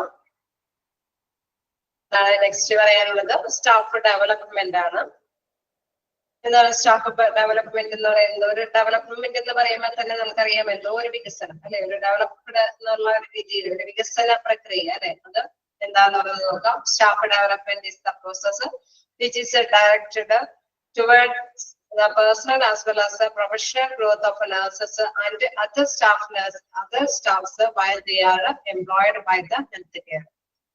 ഹെൽത്ത് കെയറിലെ ജീവനക്കാരെ അല്ലെ, ഏത് തരത്തിലുള്ള സ്റ്റാഫുകളാണ് എങ്കിലും അത് എൻഗേജ് നഴ്സുമാരാണെങ്കിലും അല്ലാത്ത എംപ്ലോയീസ് ആണ് എങ്കിലും അവരുടെ എന്താണ് വ്യക്തിപരവും ഒപ്പം തന്നെ തൊഴിൽപരവുമായിട്ടുള്ള അവരുടെ അറിവുകൾ അല്ലെ, അവരുടെ നോളേജുകൾ അല്ലെങ്കിൽ സ്കില്ലുകൾ അത് വികസിപ്പിക്കുക എന്നുള്ള ഒരു കാര്യം, അതിലേക്കുള്ള ഒരു പ്രവർത്തനമാണ് എന്തെന്ന് പറയുന്നത് സ്റ്റാഫ് ഡെവലപ്മെന്റ് എന്ന് പറയുന്നത്. അതായത് എല്ലാവരും അല്ലെ, അവിടെയുള്ള വർക്കേഴ്സ് നമുക്കറിയാം ഏതൊരു സ്ഥാപനത്തിൽ വർക്ക് ചെയ്യാൻ പോകുന്നവര് തീർച്ചയായിട്ടും ഏതെങ്കിലും ക്വാളിഫൈഡ് പേഴ്സൺ ആയിരിക്കും അല്ലെ. ക്ലീനിങ് സ്റ്റാഫ് ആണെങ്കിലും എന്താണ് നഴ്സിംഗ് സ്റ്റാഫ് ആണെങ്കിലും അല്ലെങ്കിൽ എന്താണ് ക്ലിനിക്കൽ ഡ്യൂട്ടി ചെയ്യുന്ന സ്റ്റാഫ് ആണെങ്കിലും അവർക്ക് അവരുടേതായിട്ടുള്ള നോളജും കഴിവും ഉണ്ടാവും. ഉണ്ടാവില്ലേ? ഉണ്ടാവോ? ഒരു നോളജും കഴിവില്ലാത്തവരൊക്കെ പോസ്റ്റ് ചെയ്യുമോ? അവരവർക്ക് അവരുടേതായിട്ടുള്ള നോളജുകൾ ഉണ്ടാവും അല്ലെ. അപ്പോ ഈ ഡെവലപ്മെന്റ് പ്രോസസ്സിൽ പ്രധാനമായിട്ടും ചെയ്യുന്നത് എന്താണ്? ഇവരുടെ ഈ കഴിവുകൾ അല്ലെ, ഏതൊരു തരത്തിലുള്ള ജോലിക്കാരാണോ ആ ജോലിക്കാരുടെ കഴിവുകൾ അല്ലെങ്കിൽ അവരുടെ നോളജ് അറിവ് അത് വികസിപ്പിക്കുന്ന തരത്തിലുള്ള പ്രവർത്തനങ്ങളെയാണ് ഡെവലപ്മെന്റ് സ്റ്റാഫ് ഡെവലപ്മെന്റ് പ്രോസസ്സിലേക്ക് ഉൾപ്പെടുത്തുന്നത്. ഓക്കെ, സ്റ്റാഫ് ഡെവലപ്മെന്റ് എന്ന് പറയുന്നത് എന്താണ് സെൽഫ് ഡെവലപ്മെന്റ്, അതായത് staff development is the process which is directed towards the personal as well as the professional growth of nurses and other staff while they are employed by the health care. Health care അവരുടെ duty ആയിരിക്കുന്ന അവസ്ഥയെ തന്നെ എന്താണ് അവരുടെ വ്യക്തിപരമായിട്ടുള്ള കഴിവുകൾ അല്ലെങ്കിൽ തൊഴിൽപരമായിട്ടുള്ള growth, വളർച്ച നേടിയെടുക്കാൻ വേണ്ടിയിട്ടുള്ള എന്തെങ്കിലും പ്രോസസ് അല്ലെ, ആ ഒരു പ്രവർത്തനത്തിനെയാണ് സ്റ്റാഫ് ഡെവലപ്മെന്റ് എന്ന് വിശേഷിപ്പിക്കുന്നത്. It refers to all the training and education provided to enhance the job related and personal knowledge, skill and mentalities of vested employees. അതായത് ഇത് പ്രധാനമായിട്ട് റെഫർ ചെയ്യുന്നത് എന്താണ്, അപ്പോ അവരുടെ കഴിവുകൾ അല്ലെ, അവരുടെ എഡ്യൂക്കേഷൻ ആയിട്ടുള്ള കാര്യങ്ങൾ അല്ലെങ്കിൽ ട്രെയിനിങ് ഒക്കെ ലഭിക്കുമ്പോൾ എന്താണ് സംഭവിക്കും. ഇപ്പൊ ഒരു ഫ്രഷേഴ്സ് അവർക്ക് ട്രെയിനിങ് കൊടുക്കുമ്പോൾ അവർക്ക് എന്തെങ്കിലും നേട്ടങ്ങൾ ഉണ്ടാവുന്നുണ്ടോ? എന്തെങ്കിലും നേട്ടങ്ങൾ ഉണ്ടാവും. ഓരോ ട്രെയിനിങ് എന്താ ലഭ്യമാക്കുമ്പോൾ എന്തെങ്കിലും നേട്ടങ്ങൾ ഉണ്ടാവും. എന്തൊക്കെ നേട്ടങ്ങളായിരിക്കും ഉണ്ടാവുക? എന്തൊക്കെ നേട്ടങ്ങൾ അവർക്ക് ഉണ്ടാവുക? മെച്ചപ്പെടും അല്ലെ, അവരെ നോളജ് മെച്ചപ്പെടും, വേറെ അവരെ കഴിവുകൾ മെച്ചപ്പെടും അല്ലെ. നമുക്ക് അറിയാം, മിക്ക കേസിൽ നമുക്കറിയാം ചിലപ്പോൾ കഴിവുകളൊക്കെ ഉണ്ടായിരിക്കും, പക്ഷെ സ്പീഡിൽ ഹാൻഡിൽ ചെയ്യാനായിട്ട് സാധിക്കും അല്ലെ. അവർക്ക് സ്പീഡിൽ തന്നെ അത് കൈകാര്യം ചെയ്യാനൊക്കെ ആയിട്ട് സാധിക്കും. അപ്പൊ എന്താണ് മെച്ചപ്പെടുക എന്നുള്ള പ്രധാനപ്പെട്ട ഒരു ഘടകം എന്താണ്, ഈ ഒരു ട്രെയിനിങ് കൊടുക്കുമ്പോൾ ജോബ് ഈസി ആയിട്ട് തന്നെ കൈകാര്യം ചെയ്യാനൊക്കെ ആയിട്ട് സാധിക്കും അല്ലെ. അത് തന്നെയാണ് ഇവിടെ പറയുന്നത്. ഇത് refers to all training and education provided to enhance the job related, ജോലിയുമായി റിലേറ്റ് ചെയ്ത് എന്തെങ്കിലും വിദ്യാഭ്യാസമോ ട്രെയിനിങ്ങോ ഒക്കെ കൊടുക്കുമ്പോൾ തീർച്ചയായിട്ടും എന്താണ് personal knowledge, skill and mentalities of vested employee. അപ്പൊ അവർക്ക് എന്താണ് മാനസികമായിട്ട് അല്ലെങ്കിൽ എന്താണ് അവരുടെ കഴിവുകൾ അല്ലെങ്കിൽ നോളജുകൾ ഇതെല്ലാം എന്താണ് എൻഹാൻസ് ചെയ്യാൻ അല്ലെ, വർദ്ധിപ്പിച്ചു കൊണ്ടുവരാനായിട്ട് സാധിക്കും എന്നുള്ളതാണ്. സ്റ്റാഫ് ഡെവലപ്മെന്റ് എന്ന് പറയുന്നത് അപ്പൊ എന്താണ്, നോളജ് അല്ലെങ്കിൽ സ്കില്ല് അല്ലെങ്കിൽ മെന്റലിറ്റീസ് ഒക്കെ എന്താണ് അത് എൻഹാൻസ് ചെയ്യാൻ അല്ലെ, വികസിപ്പിച്ചു കൊണ്ടുവരാനായിട്ടുള്ള ഒരു പ്രവർത്തനമാണ് നടപ്പാക്കുന്നത്. ഓക്കെ, ക്ലിയർ ആണോ? ചിലപ്പോഴൊക്കെ അത് തന്നെ അങ്ങനെ എടുത്ത് ചോദിക്കാറുണ്ട് കേട്ടോ. അപ്പോ ഇതൊരു പ്രോസസ്സാണ് staff development. That is the process which directed towards the personal as well as professional growth to nurses and other staff while they are employed.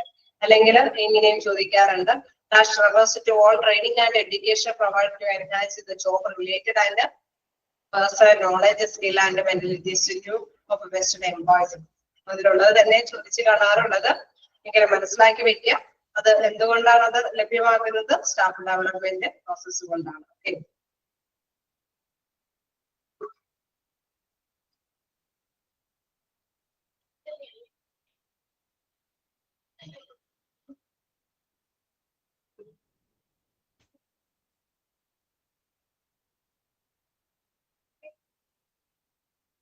ഞാൻ പറയണോ? 12:30. ഓക്കെ.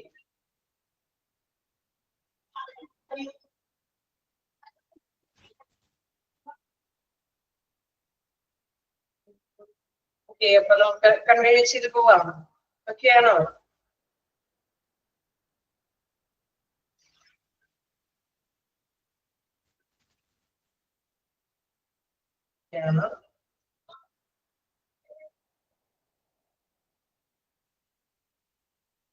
നമുക്ക് നെക്സ്റ്റ് നോക്കാം, എന്താണ് സ്റ്റാഫ് ഡെവലപ്മെന്റിന്റെ ഒബ്ജക്റ്റീവ്സ് എന്നുള്ളത്. അതായത് എന്തൊക്കെ ലക്ഷ്യങ്ങളാണ് ഈ സ്റ്റാഫ് ഡെവലപ്മെന്റ് കൊണ്ട് ഉദ്ദേശിക്കുന്നത് എന്നുള്ളത്. ഫസ്റ്റ് വൺ പറയുന്നത് എൻഹാൻസ് ദ എംപ്ലോയി പ്രൊഡക്ടിവിറ്റി. നമുക്ക് തീർച്ചയായിട്ടും അറിയാം, ഇങ്ങനെ ട്രെയിനിങ് ഒക്കെ ആ ഒരു സ്ഥാപനം കൊടുക്കുന്നുണ്ടെങ്കിൽ അതിന് പ്രധാനപ്പെട്ട ഒരു ഉദ്ദേശമുണ്ട് അല്ലെ. എന്തെങ്കിലും കാര്യമുള്ളത് കൊണ്ടായിരിക്കും അവർ കൊടുക്കുന്നത് അല്ലെ. നമ്മൾ നേരത്തെ പറഞ്ഞ വളരെ സ്പീഡിലേക്ക് ഈസി ആയിട്ടൊക്കെ ചെയ്യാൻ വേണ്ടി. ഈസി ആയിട്ട് ചെയ്യുമ്പോഴെന്താ പ്രത്യേകത?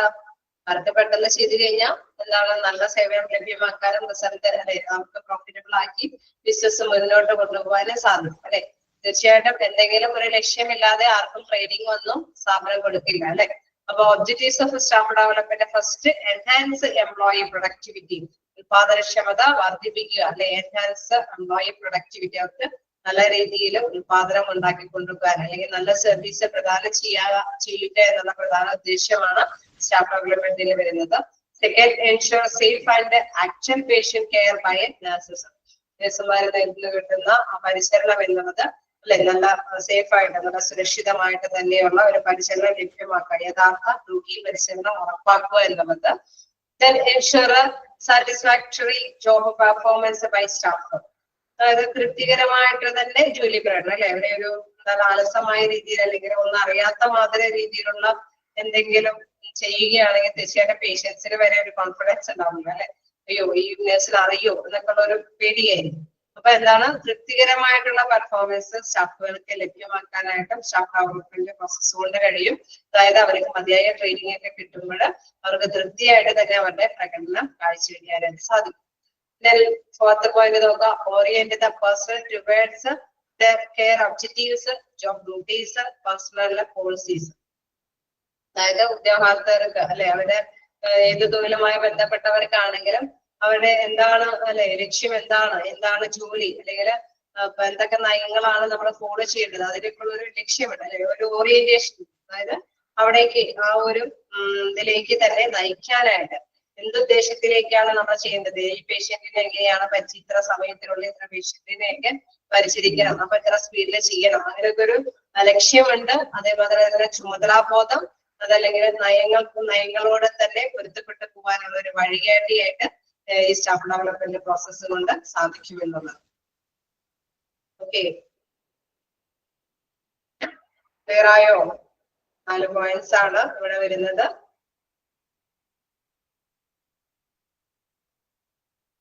ജസ്റ്റ് വായിച്ചു നോക്കാം.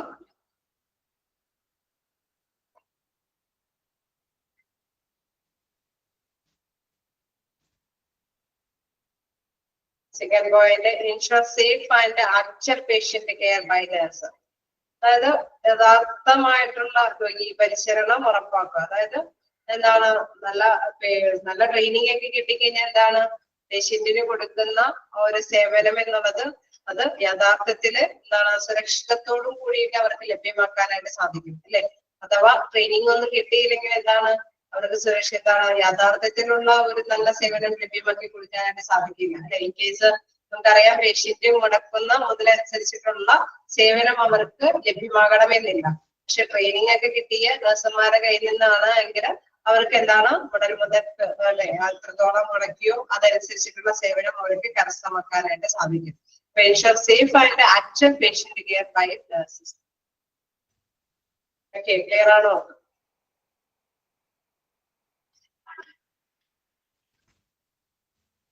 Okay.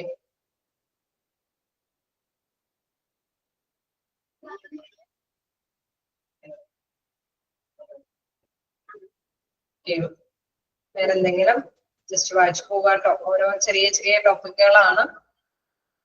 ഇതുമായി ബന്ധപ്പെട്ടതിന് അടുത്തൊരു ടോപ്പിക് കൂടെയുണ്ട്.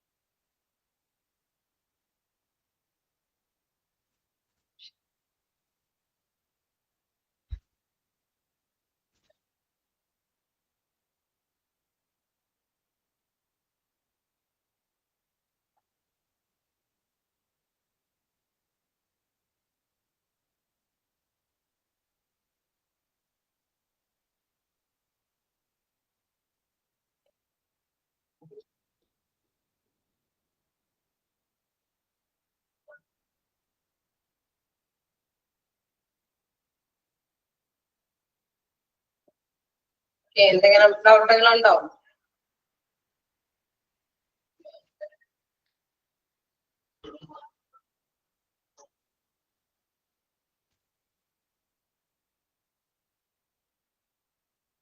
ആയതുകൊണ്ട് ഭയങ്കര സൈലന്റ് ആണ്. എന്തെങ്കിലും ഡൗട്ടുകൾ ഉണ്ടെങ്കിൽ ചോദിക്കാം.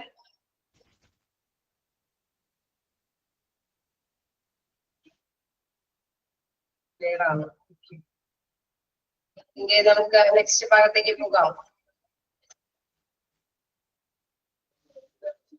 പേഴ്സണൽ വ്യക്തിപരമായിട്ടുള്ള പോളിസികൾ നയങ്ങൾക്കുള്ള ഒരു രീതിയാണ് പേഴ്സണൽ ബി എന്നില്ല കേട്ടോ. അത് ഒരു ലെറ്റർ ഒക്കെ വന്നു പോയേക്കത്താണ്. ഓക്കെ, ഇപ്പൊ ഓരോ വ്യക്തിക്കും ചെയ്യേണ്ട ആ നയങ്ങളില് നമ്മള് ഓരോ വ്യക്തിയും പാലിക്കേണ്ട കുറെ നിയമങ്ങളുണ്ട് അല്ലെ. അപ്പൊ ആ നിയമങ്ങളെല്ലാം പാലിക്കുന്നത് എന്താന്ന് പറഞ്ഞത് എന്തൊക്കെയാണ് നമ്മൾ ചെയ്യുന്നത്. ഇപ്പോ ഒരു എന്താണ് ഡെവലപ്മെന്റ് ഒരു ട്രെയിനിങ് കിട്ടുമ്പോൾ നമുക്കറിയാം ഒരു പേഷ്യന്റ് വരുമ്പോൾ വ്യക്തിപരമായിട്ട് എങ്ങനെ അതിനെ കൈകാര്യം ചെയ്യണം, അവർക്ക് ചെയ്ത് തുടങ്ങണോ, അല്ലെങ്കിൽ അഡ്മിഷന് വരുമ്പോൾ അവിടെ നിന്ന് എങ്ങനെ തുടങ്ങണം അല്ലെ, ഏതൊക്കെ രീതിയിലാണ് അവരുടെ രോഗി പരിചരണമൊക്കെ കൈകാര്യം ചെയ്യേണ്ടത്. ഒരു എല്ലാ കാര്യങ്ങൾക്കും ഒരു ഡയറക്ഷൻ വേണം അല്ലെ. അപ്പൊ ഒരു ഓറിയന്റഡ് നമുക്കറിയാം അതിലേക്കുള്ള ഒരു ഡയറക്ഷൻ ലഭിക്കുകയാണെങ്കിൽ തീർച്ചയായിട്ടും അവർക്ക് നല്ല സംതൃപ്തിയോട് കൂടിയിട്ടും മാക്സിമം പ്രൊഡക്ടിവിറ്റിയോട് അല്ലെ ഉത്പാദനക്ഷമത കൈവരുത്തിക്കൊണ്ട് തന്നെ അവർക്ക് ഡ്യൂട്ടി ചെയ്യാനായിട്ട് സാധിക്കും. അവരവന്റെ ഡ്യൂട്ടികൾ എന്താന്നുള്ള ഒരു ബോധ്യം ഉണ്ടായെങ്കിൽ അല്ലെ, ഒരു പേഷ്യന്റ് വന്നാൽ എങ്ങനെ കൈകാര്യം ചെയ്യണം, എങ്ങനെ തുടങ്ങണം, എന്തൊക്കെയാണ് പ്രധാനമായിട്ട് ചെയ്യേണ്ടത്, എന്തെങ്കിലും ക്ലറിക്കൽ വർക്കുകൾ ചെയ്യേണ്ടതുണ്ടോ, അല്ലെങ്കിൽ പേഷ്യന്റുമായി ബന്ധപ്പെട്ട വർക്കുകൾ ചെയ്യേണ്ടതുണ്ടോ, അല്ലെങ്കിൽ അവരുടെ അല്ലെ അവരെ കൊണ്ടുവരുന്ന കാര്യങ്ങൾ അക്കമ്പനി ചെയ്തു വരുന്ന വ്യക്തികളോട് എങ്ങനെയൊക്കെ എന്തെങ്കിലും കാര്യങ്ങൾ ചെയ്യേണ്ടതുണ്ടോ, ഇതെല്ലാം ഒരു ട്രെയിനിങ് കിട്ടുമ്പോൾ അവർക്ക് ലഭ്യമാകുമ്പോൾ തീർച്ചയായിട്ടും എന്താണ് അവർക്ക് മാക്സിമം എഫോർട്ടോട് കൂടിയിട്ടും തൃപ്തിയോട് കൂടിയിട്ടും വർക്ക് ചെയ്യാനായിട്ട് സാധിക്കും. അങ്ങനെ വരുമ്പോൾ നല്ല റിസൾട്ട് നേടിയെടുക്കാൻ സാധിക്കും. ഓക്കെ,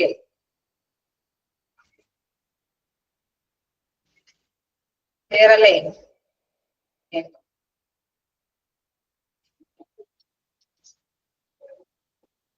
നമുക്ക് നെക്സ്റ്റ് ഭാഗത്തേക്ക് പോകാം.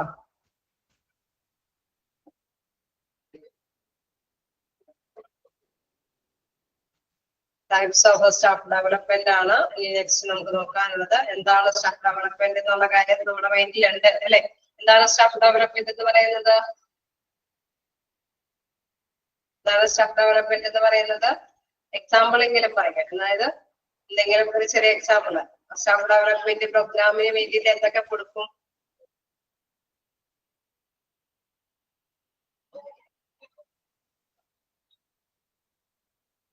ക്ലിയർ ആയില്ല. സ്റ്റാഫ് ഡെവലപ്മെന്റ് എന്ന് പറയുന്നത് എന്താന്നുള്ള കാര്യം ഒരു നോളജും സ്കില്ലും എന്ത് ചെയ്യും? Okay, training.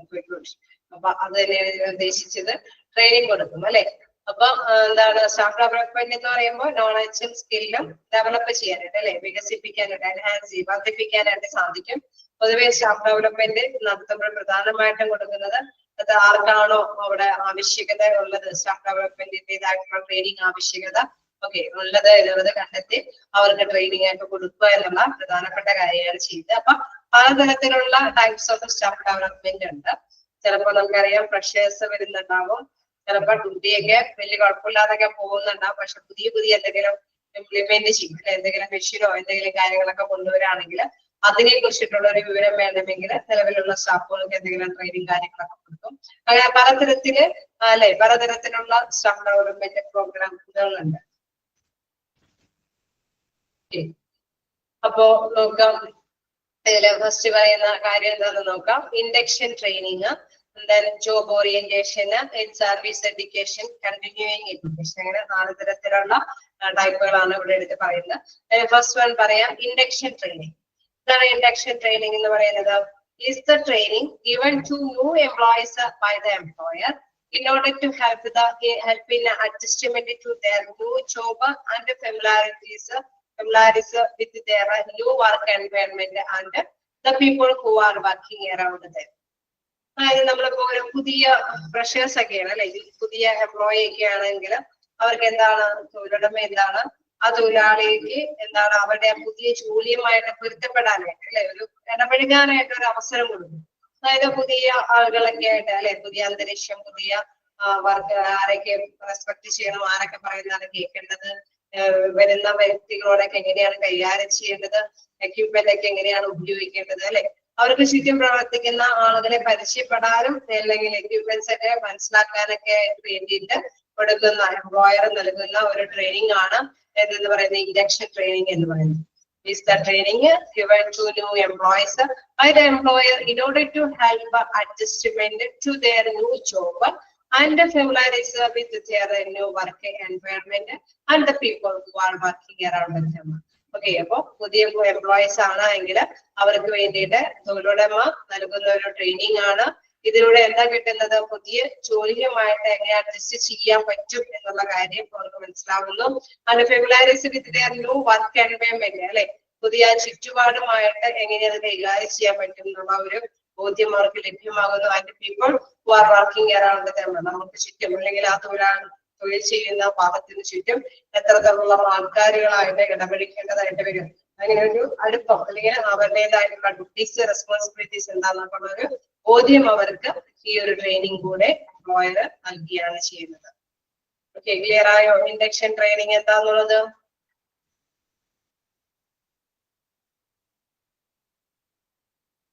ാണ്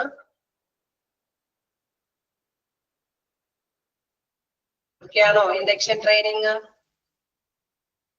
ആർക്കെങ്കിലും വീണ്ടും എക്സ്പ്ലെയിൻ ചെയ്യേണ്ടതുണ്ടോ?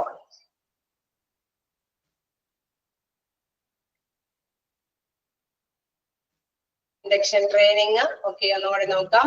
ഇൻഡക്ഷൻ ട്രെയിനിങ് എന്ന് പറയുന്നത് ഒരു ട്രെയിനിങ് പുതിയ എംപ്ലോയീസ്, അതായത് ഫ്രഷേഴ്സ് ആയിട്ടുള്ള എംപ്ലോയീസ് ഒക്കെയാണ് എങ്കിൽ, ഇൻ കേസ് ഫ്രഷേഴ്സ് അല്ല എങ്കിലും അല്ലെ പുതിയൊരു അപ്പോയിന്റ്മെന്റിന് വേണ്ടിയിട്ട് വരുമ്പോൾ ആ ഒരു വർക്കിംഗ് അന്തരീക്ഷത്തിനോട് പൊരുത്തപ്പെടേണ്ടതുണ്ട് അല്ലെ. അപ്പൊ അതിന് വേണ്ടിയിട്ട് തൊഴിലുടമകൾ നൽകുന്ന ഒരു ട്രെയിനിങ് പ്രോഗ്രാം ആണ്. ഇതിലെ പ്രധാനമായിട്ട് നമുക്കറിയാം ജോലിയുമായിട്ട് അല്ലെ, ന്യൂ ജോബുമായിട്ട് അഡ്ജസ്റ്റ് ചെയ്യാനായിട്ട് എങ്ങനെയാണ് ജോലി അല്ലെ, എന്തൊക്കെയാണ് ഡ്യൂട്ടിയാണ് ചെയ്യേണ്ടത്, എങ്ങനെയാണ് അത് തുടങ്ങേണ്ടത് അല്ലെ, ഈ കേസ് ആരൊക്കെയായിട്ട് ബന്ധപ്പെടേണ്ടതുണ്ട്.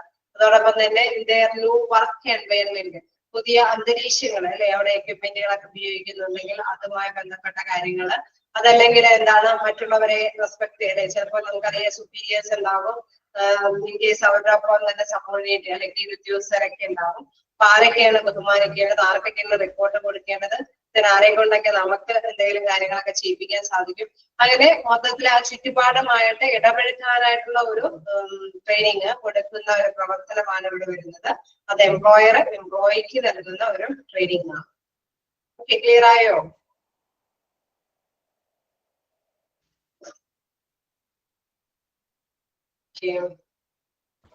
ഇനി ആർക്കെങ്കിലും നമുക്ക് നെക്സ്റ്റ് നോക്കാം. ജോബ് ഓറിയന്റേഷൻ ഞാൻ കണ്ടിന്യൂ ചെയ്യാം. ജോബ് ഓറിയന്റേഷനിൽ എന്താ പറയുന്നത്? Process of making aware of an individual of his or her roles, responsibilities and relationships in the new work situations. In case പുതിയ ഒരു വർക്കിംഗ് സിറ്റുവേഷൻസ് ഒക്കെ വരുമ്പോൾ നമുക്കറിയാം ഓരോ തൊഴിലാളിക്കും അവരുടെ വർക്കുകളുമായി ബന്ധപ്പെട്ട കുറെ ഉത്തരവാദിത്തങ്ങൾ ഉണ്ടാവില്ലേ? മിക്കവാറും തൊഴിൽ ചെയ്യാനായിട്ട് അവര് പോകുന്നത് തന്നെ ഈ ഉത്തരവാദിത്വം നിറവേറ്റണമെന്നുള്ള ഒരു പ്രധാനമായിട്ട കാര്യം കൊണ്ടാണ് അല്ലെ. നമ്മൾ ചെയ്യേണ്ട തൊഴിലിന് അതിൻ്റെതായ റെസ്പോൺസിബിലിറ്റീസ് ഉണ്ട് അല്ലെ, ഉത്തരവാദിത്തങ്ങളുണ്ട്. തീർച്ചയായിട്ടും ആ തൊഴില് ചെയ്ത് ഫിനിഷ് ചെയ്യുന്നത് ആ ഉത്തരവാദിത്തങ്ങൾ നിറവേറ്റുമ്പോഴാണ് അല്ലെ. അപ്പോ ആ ഒരു ഉത്തരവാദിത്തങ്ങളെ കുറിച്ചിട്ടുള്ള ഒരു നല്ല അവയർനെസ് അവിടെ ആവശ്യമാണ്. It is an individualised training program meant to get a newly hired employee or familiarized with their responsibility. അവരവരുടെ ഉത്തരവാദിത്തങ്ങൾ എന്താണെന്നുള്ള ബോധ്യം അത് പുതിയ തൊഴിലാളികൾക്ക് ഉണ്ടാക്കി കൊടുക്കുക എന്നുള്ളതാണ് പ്രധാനമായിട്ടും ഈ ജോബ് ഓറിയന്റേഷൻ ട്രെയിനിങ്ങിലൂടെ നടപ്പാക്കുന്നത്. അപ്പൊ ഓരോ തൊഴിലിനും അതിൻ്റെതായിട്ടുള്ള ഉത്തരവാദിത്തങ്ങളുണ്ട്. നമുക്കറിയാം ചില വ്യക്തികളോട് അല്ലെ സുപ്പീരിയേഴ്സിനൊക്കെ റെസ്പെക്ട് അല്ലെ തുറന്ന്, അതായത് അവരെ ബഹുമാനിച്ചുകൊണ്ട് അവർ പറയുന്നത് കേട്ട് അവർക്കൊക്കെ ചിലപ്പോൾ റിപ്പോർട്ടുകളും കാര്യങ്ങളൊക്കെ കൃത്യമായിട്ടുള്ള സമയത്തൊക്കെ സബ്മിറ്റ് ചെയ്യേണ്ടതുണ്ടാകും. ഓരോരുത്തരും അല്ലെ ഏതെങ്കിലും കേസ് ചിലപ്പോൾ ചില ഉത്തരവാദിത്തങ്ങൾ എന്ന് പറഞ്ഞാൽ താഴെക്കൊണ്ട് ചെയ്യിപ്പിക്കേണ്ട ചില ഉത്തരവാദിത്തങ്ങൾ ഉണ്ടാകും. അങ്ങനെ വ്യത്യസ്തമായിട്ടുള്ള ഒരു റെസ്പോൺസിബിലിറ്റി ഓരോ തൊഴിലാളിക്കും ഉണ്ടാകും അല്ലേ, ഉണ്ടാവില്ലേ?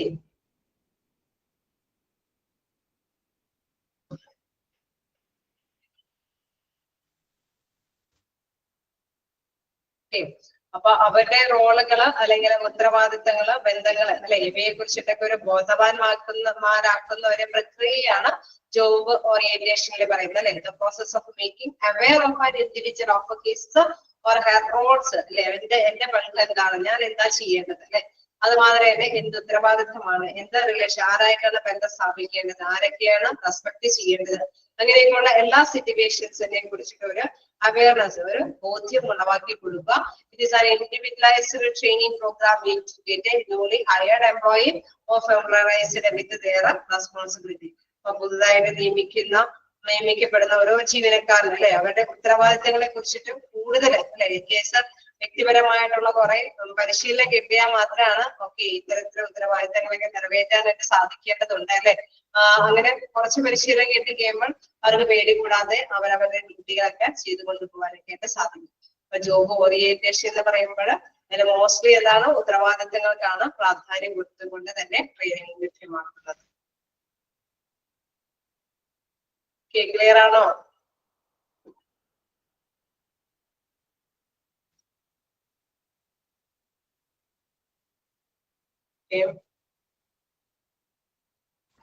ഇങ്ങനെ വീണ്ടും പറയേണ്ടതുണ്ടോ? അതെ, ഇച്ചിരി വേറാണ്. പക്ഷെ ഇനി നിങ്ങൾക്ക് ഞാൻ അതുകൊണ്ടാണ് ഇത്തിരി സ്പീഡിൽ പോണത്. ഇനി നിങ്ങൾക്ക് വലിയ കുഴപ്പമുണ്ടാവില്ല. അതായത് നഴ്സിംഗ് ഹയറാർക്കി അതിന്റെ ഫങ്ഷൻസ് വരുന്നത് അവിടെ തുടങ്ങി വലിയ കുഴപ്പമില്ല. അതായത് ഓരോ നഴ്സുമാരുടെ ഓരോ ഡ്യൂട്ടികളൊക്കെയാണ്. നഴ്സിംഗ് ഡയറക്ടർ അദ്ദേഹത്തിന്റെ responsibilities, nursing superintendent, nursing supervisor, nursing in charge, അങ്ങനെയൊക്കെയുള്ള കാര്യങ്ങളാണ്. അപ്പോ നമ്മൾക്ക് എന്താ പറയുക, വലിയ കുഴപ്പമില്ലാതെ ഇങ്ങനെ കേട്ടുകൊണ്ടിരിക്കാതെ തന്നെ ആൻസറുകളൊക്കെ മനസ്സിൽ തന്നെ വരും അല്ലെ. ആരെ എന്തൊക്കെയാണ് ഡ്യൂട്ടികൾ ഉണ്ടാവാറൊക്കെയുള്ള കാര്യങ്ങള് ഒരു ഐഡിയാസ് ഒക്കെ നിങ്ങളുടെ മൈൻഡിലേക്ക് വരും. അപ്പൊ അതുകൊണ്ട് എന്താ പറയാ, ഈ ഒരു ഭാഗം എത്തുന്നവരെ എനിക്ക് ഇച്ചിരി ബുദ്ധിമുട്ടുണ്ട്. അതുകൊണ്ടാണ് ഞാൻ ഓരോ ഭാഗം കഴിയുമ്പോഴും ഒന്ന് ക്ലിയർ ആയോ ഒന്ന് വായിച്ചു നോക്കാൻ പറയുന്നത്. ഓക്കെ, ട്രെയിനിങ്ങിന് ഇനി 2 ഭാഗം കൂടിയേ ഉള്ളൂ. ഓക്കെ, ഒന്നുകൂടി പറയേണ്ടതുണ്ടോ? ജോബ് ഓറിയന്റേഷൻ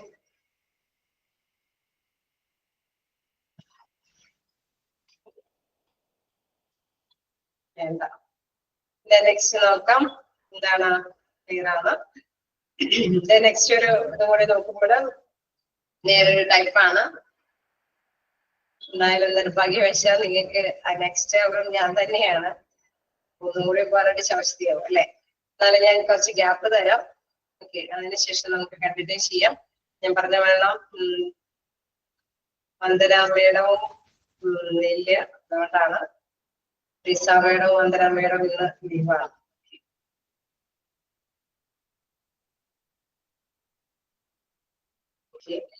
എന്തായാലും ഞാൻ ക്ലാസ് നിർത്തിക്കൊണ്ടുവരോ? കണ്ടിന്യൂ ചെയ്യുന്നതിന്റെ കുഴപ്പമുണ്ടാവോ?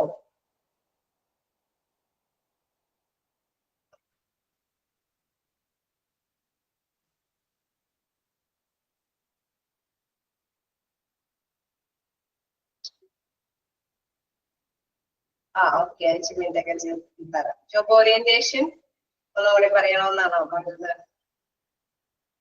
ഒന്നുകൂടി മെസ്സേജ് അയക്കോ?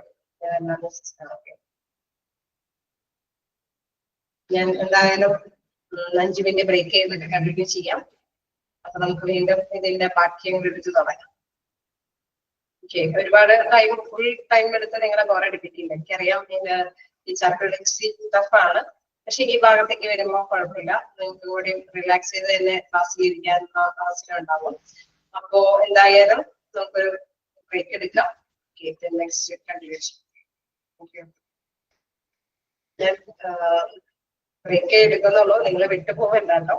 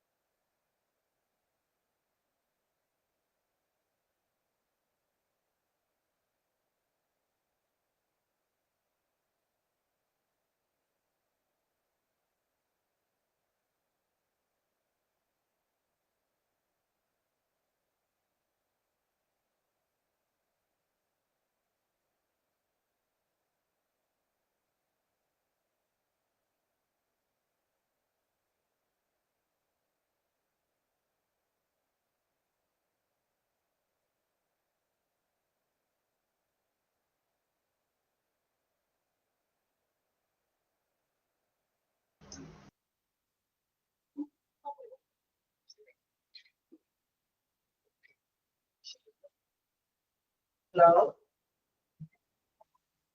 Okay. പോയവരൊക്കെ കേറിയോ?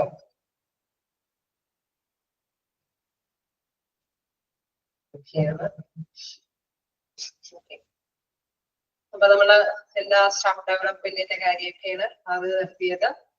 സ്റ്റാഫ് ഡെവലപ്മെന്റ് എന്ന് പറയുന്നത് എന്താന്നുള്ള കാര്യമൊക്കെ നിങ്ങൾക്ക് ഒരു ഐഡിയ കിട്ടി അല്ലെ? ട്രെയിനിങ് കൊടുക്കുന്ന ഒരു സമ്പ്രദായം, അതുകൊണ്ട് അവരുടെ സ്കില്ലും നോളജൊക്കെ വർദ്ധിച്ചു വരും. അതുകൊണ്ട് തന്നെ സ്ഥാപനത്തിൽ നിന്നൊക്കെ ഈസി ആയിട്ടൊക്കെ വർക്ക് ചെയ്യാനായിട്ടും എന്താണ് ലക്ഷ്യം നേടിയെടുക്കാനൊക്കെ ആയിട്ട് സാധിക്കും. അപ്പൊ വ്യത്യസ്ത തരത്തിലുള്ള സ്റ്റാഫ് ഡെവലപ്മെന്റിനെ കുറിച്ചിട്ട് ടൈപ്സ് ഓഫ് സ്റ്റാഫ് ഡെവലപ്മെന്റ് ആണ് നമ്മളിപ്പോ ക്ലാസ് നിർത്തിയത്. ഫസ്റ്റ് ഇൻഡക്ഷൻ ട്രെയിനിങ്, അതായത് ഒരു പുതിയ തൊഴിലന്തരീക്ഷമാണ് എങ്കിൽ തൊഴിലാളിക്ക് അവിടെ എന്താണ് തൊഴിലന്തരീക്ഷം അത് ഒന്ന് ഫെമിലറില്ല, അതുമായി ബന്ധപ്പെട്ട് പോകാനായിട്ട് ഒരു എന്താ പറയുന്ന അടുത്തിടപഴകാനായിട്ടുള്ള ഒരു സാഹചര്യം അനുവദിച്ചു കൊടുക്കുന്ന ഒരു രീതിയാണ് ഇൻഡക്ഷൻ ട്രെയിനിങ് എന്ന് പറയുന്നത്.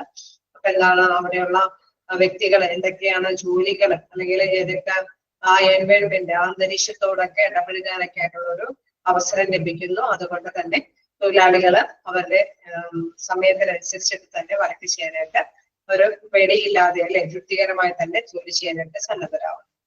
Then job orientation just നമ്മൾ പറഞ്ഞു the process of making aware of an individual of his or her roles, responsibilities and relationships in the new work situation.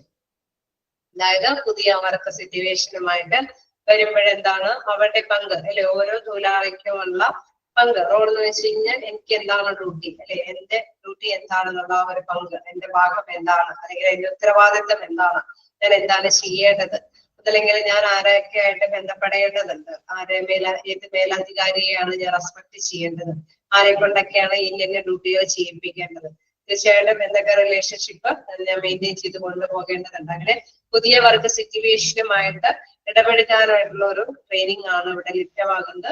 It is an individualised training program need to get a newly hired employee for familiarized with their responsibility.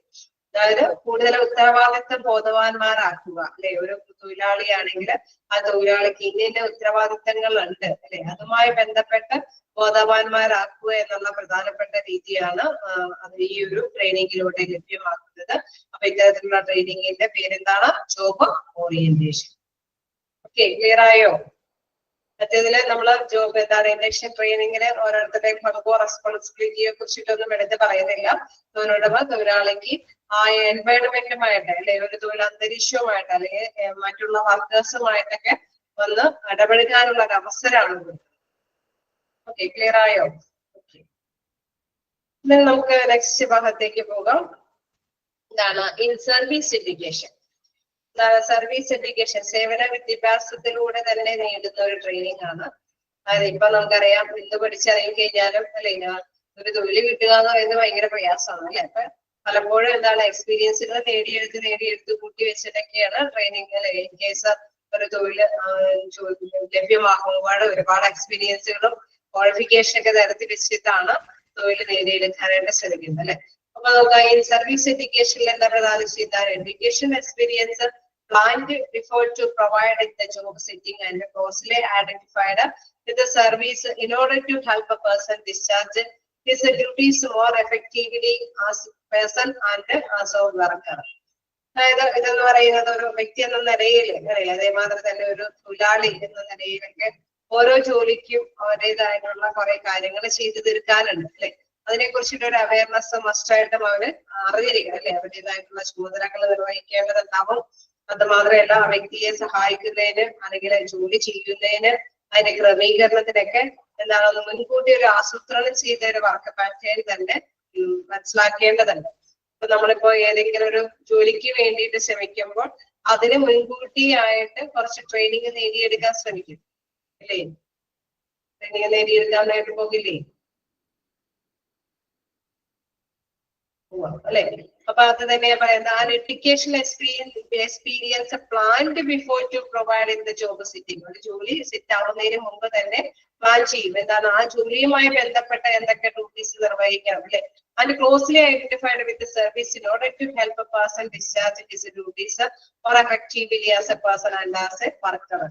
അപ്പൊ ആ തൊഴിൽ ഇപ്പൊ ഞാൻ ഉദ്ദേശിക്കുന്ന തൊഴിൽ എന്താണോ ആ തൊഴിലിലെ ഇടത്തിലേക്ക് പോകുന്നതിന് മുമ്പ് തന്നെ പ്ലാൻ ചെയ്യും.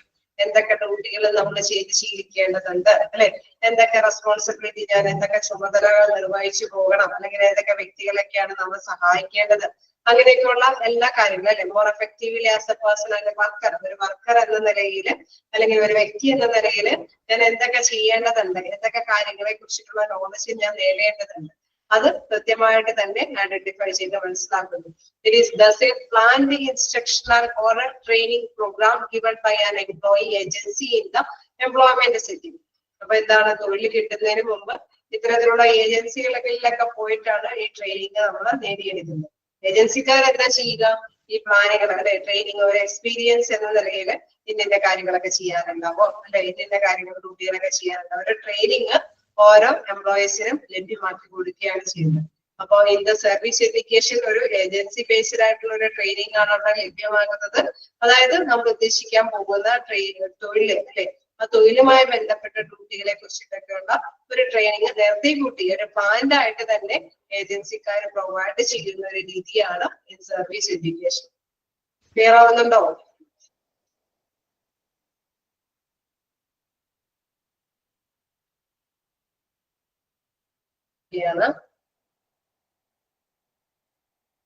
ആണോ? ഓക്കെ, അതായത് നമ്മളിപ്പോ ജസ്റ്റ് മനസ്സിലാക്കുക, ഏതെങ്കിലും ഒരു ജോലിയിലേക്ക്, അല്ലെ, ഒരു ജീവനക്കാരന് ഒരു ജോലി നമ്മൾ പോകാൻ തീർച്ചയായിട്ടും എന്താണ്, അവിടെ നമുക്ക് ഒരു അപ്പോയിന്റ്മെന്റ് കിട്ടുന്നതിന് വേണ്ടിയിട്ട് തീർച്ചയായിട്ടും നമ്മൾ എന്താ ചെയ്യുക, ക്വാളിഫിക്കേഷനോടൊപ്പം തന്നെ എക്സ്പീരിയൻസ് കൂടി നേടിയിരുന്നു. അങ്ങനെ എക്സ്പീരിയൻസ് നേടിയെടുക്കുന്നത് എവിടെയെങ്കിലും ഒരു ഏജൻസിയിലൊക്കെ പോയിട്ട് വർക്ക് ചെയ്തിട്ടായിരിക്കും, അല്ലെ? ഏത് ഡ്യൂട്ടി ആണെങ്കിലും, ഇൻ കേസ് നഴ്സിംഗ് ഡ്യൂട്ടി ആണെങ്കിൽ നമുക്കറിയാം, ഏതെങ്കിലും നമുക്ക് ഒരുപാട് പേയ്മെന്റ് ഒന്നും കിട്ടാതെ എന്താണ് ചെറിയ ഒരു തോതിലുള്ള ആനുകൂല്യങ്ങളൊക്കെ കൈപ്പറ്റിക്കൊണ്ട് തന്നെ ട്രെയിനിങ്ങിന് വേണ്ടിയിട്ട് എവിടെയെങ്കിലൊക്കെ കയറും, ഏതെങ്കിലും ഏജൻസിയെ ഡിപ്പെൻഡ് ചെയ്തിട്ട് ട്രെയിനിങ് നേടിയെടുക്കും, ഏതെങ്കിലും ചെറിയ ചെറിയ ഹോസ്പിറ്റലൊക്കെ പോയി ട്രെയിനിങ് നേടിയെടുക്കും.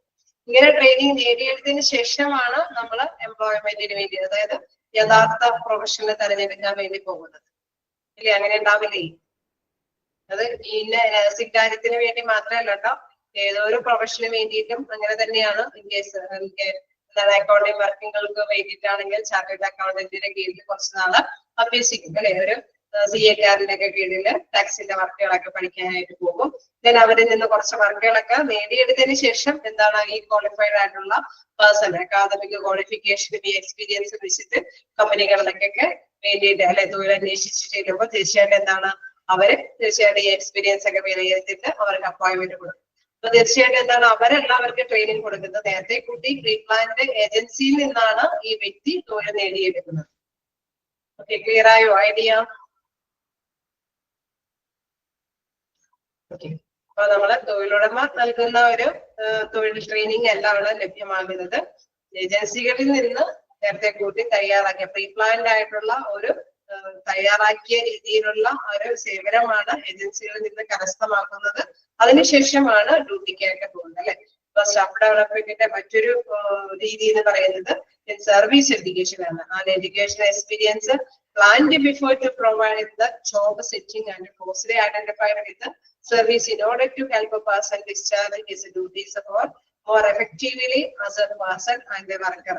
ഒരു വ്യക്തി എന്ന നിലയിലും ഒരു പേഴ്സൺ എന്ന നിലയിലും, അല്ലെങ്കിൽ ഒരു വ്യക്തി എന്ന നിലയിലും ഒരു തൊഴിലാളി, അല്ലെ, ഏത് തൊഴിലാണോ ആ തൊഴിലുമായി ബന്ധപ്പെട്ട ഒരു വർക്കർ എന്ന നിലയിലും അവരവരുടെ ഡ്യൂട്ടീസ്, എന്തൊക്കെയാണ് ചെയ്യേണ്ടത് അതിനെ കുറിച്ചിട്ടൊക്കെ നേരത്തെ കൂട്ടി തന്നെ പ്ലാനിങ് അനുസരിച്ചിട്ട് തന്നെ അവരത് സമ്പാദിക്കുകയാണ് ചെയ്യുന്നത്. It is thus a planned instructional or എന്താണ് training programs given by an employee agency in the employment setting. Employment സെറ്റിംഗിന് വേണ്ടിയിട്ട് ഏജൻസിയിൽ നിന്നാണ് അവൻ ട്രെയിനിങ്, ഇത്തരം കാര്യങ്ങളൊക്കെ ട്രെയിനിങ് ഒക്കെ നേടിയെടുക്കുന്നത്. ഓക്കെ അല്ലേ? ഓക്കെ, ചില ഇൻസ്റ്റിറ്റ്യൂഷനിൽ നിന്ന് കിട്ടുന്ന ട്രെയിനിങ് ഒക്കെ വെച്ചുകൊണ്ട് തന്നെ അപ്പോയിന്റ്മെന്റ്സ് ഒക്കെ കൊടുക്കും. കാരണം അങ്ങനെയുള്ള ഇൻസ്റ്റിറ്റ്യൂഷനിലൊക്കെ ട്രെയിനിങ്, മതിയായ ട്രെയിനിങ് കിട്ടിയിട്ടെന്നുള്ള കോൺഫിഡൻസോട് കൂടിയിട്ട് തന്നെ, അല്ലെ, വിവിധ കമ്പനികളും വിവിധ സ്ഥാപനങ്ങളൊക്കെ അപ്പോയിന്റ്മെന്റ് കൊടുക്കും. അവർക്ക് അപ്പൊ സ്പെഷ്യൽ ട്രെയിനിങ്ങിന്റെ ഒന്നും ആവശ്യമില്ല. അതുകൊണ്ട് തന്നെ തൊഴിലുടമ എന്താണ്, തീർച്ചയായിട്ടും ഇങ്ങനെ ഒരു എക്സ്പീരിയൻസ് ബേസ് ചെയ്തിട്ട് നേരിട്ട് തന്നെ അവർക്ക് അപ്പോയിന്റ്സ് കൊടുക്കും. തീർച്ചയായിട്ടും പിന്നെ അവര് നേടിയെടുത്തിരിക്കുന്ന അനുഭവം വെച്ചുകൊണ്ട് തന്നെ ആ തൊഴിലിൽ മുന്നോട്ട് പോകാനായിട്ട് ശ്രമിക്കും. നെക്സ്റ്റ് നോക്കുകയാണെങ്കിൽ കണ്ടിന്യൂയിങ് എഡ്യൂക്കേഷൻ. എന്താണ് കണ്ടിന്യൂയിങ് എഡ്യൂക്കേഷൻ എന്ന് പറയുമ്പോൾ ഇപ്പോഴും നമ്മളെ വിദ്യാഭ്യാസം തുടർന്നുകൊണ്ടിരിക്കണം അല്ലെ. കാരണം ഈ പറഞ്ഞ ഏജൻസിയിൽ നിന്ന് കിട്ടുന്ന ട്രെയിനിങ് ആണെങ്കിലും ഫ്രഷ് ആയപ്പോ കിട്ടുന്ന ട്രെയിനിങ് ആണെങ്കിലും അതല്ലെങ്കിൽ ജോബ് ഓറിയന്റേഷൻ റെസ്പോൺസിബിലിറ്റി ബേസ് ചെയ്ത് കിട്ടുന്ന ട്രെയിനിങ് ഒക്കെ ആണെങ്കിലും നമുക്കറിയാം എപ്പോഴും തുടർ വിദ്യാഭ്യാസം വേണം ഡെവലപ്മെന്റിന് വേണമെങ്കിൽ. അതായത് നമ്മുടെ നോളജ് സ്കില്ലും ഡെവലപ്പ് ചെയ്യണമെങ്കിൽ തീർച്ചയായിട്ടും തുടർ വിദ്യാഭ്യാസം മസ്റ്റാണ് അല്ലേ. എന്റെ പേരില്ലേ? കാരണം ഇന്നവേറ്റീവായ കാലഘട്ടത്തിൽ മാറി മാറി വരുന്ന കാര്യങ്ങള് നമ്മൾ തീർച്ചയായിട്ടും പഠിച്ചിരിക്കണം അല്ലേ. എന്റെ പേരില്ലേ? ഓക്കെ, ഇപ്പൊ കണ്ടിന്യൂയിങ് എഡ്യൂക്കേഷൻ എന്താന്ന് നോക്കാം. എന്താണ് is all the learning activities that happen after an individual has completed his basic education. അടിസ്ഥാനപരമായിട്ടുള്ള വിദ്യാഭ്യാസങ്ങളൊക്കെ നേടിയതിനു ശേഷം അല്ലെ ഏതോ ഒരു വ്യക്തിയും എന്താണ് ഇത്തരത്തിലുള്ള നേടിയെടുക്കുന്ന ഏതോ ഒരു പഠനത്തിനെയും നമുക്ക് കണ്ടിന്യൂയിങ് എഡ്യൂക്കേഷൻ എന്ന് നമുക്ക് വിശേഷിപ്പിക്കാം. It involves a planned learning experiences beyond a basic nursing education programmes. അതായത് നഴ്സിംഗ് വിദ്യാഭ്യാസത്തിന്റെ കാര്യമാണെങ്കിൽ എന്താണ് ആസൂത്രിത പഠനങ്ങളെല്ലാം തന്നെ ഉൾപ്പെടും അല്ലെ. നമ്മളിപ്പോ നേരത്തെ പറഞ്ഞ ഈ ട്രെയിനിങ്ങും കാര്യങ്ങളെല്ലാം കേസ് അക്കാദമിക് ക്വാളിഫിക്കേഷന് ശേഷം നമ്മൾ നേടിയെടുക്കുന്നതാണ് അല്ലെ. അതും വിടും ഈ കേസ് ഇനി ഭാവിയിൽ തുടർന്ന് നമ്മൾ നേടിക്കൊണ്ടിരിക്കുന്ന എല്ലാ വിദ്യാഭ്യാസവും എന്തിൽ വിടും? കണ്ടിന്യൂയിങ് എഡ്യൂക്കേഷനിൽ വിടും. അതായത് ഡെവലപ്മെന്റ് എന്ന് പറയുന്നത് ഒരു എൻഡിങ് അല്ലെ, ഒരു ending process, never ending process ആണെന്ന് വെച്ചാൽ അത് അവസാനിക്കുന്നില്ല, അത് എപ്പോഴും നേടിക്കൊണ്ടിരിക്കും അല്ലെ. ഈ ഇന്നവേറ്റീവായ കാലഘട്ടത്തിന് നമ്മൾ തുടർന്നും പഠിച്ചുകൊണ്ട് ഏത് തൊഴിലാണെങ്കിലും അവരെന്താണ് പഠിച്ചോടത്തോളം മതി, നമ്മൾ ആ ജോലിയിൽ ഓക്കെ ആണെന്ന് പറഞ്ഞുകൊണ്ട് ഇതിട്ട് കാര്യമില്ല അല്ലെ.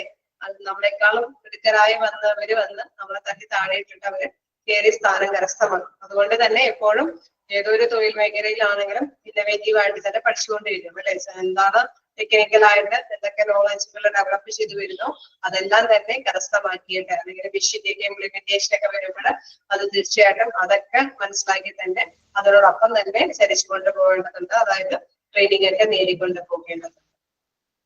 ഓക്കെ,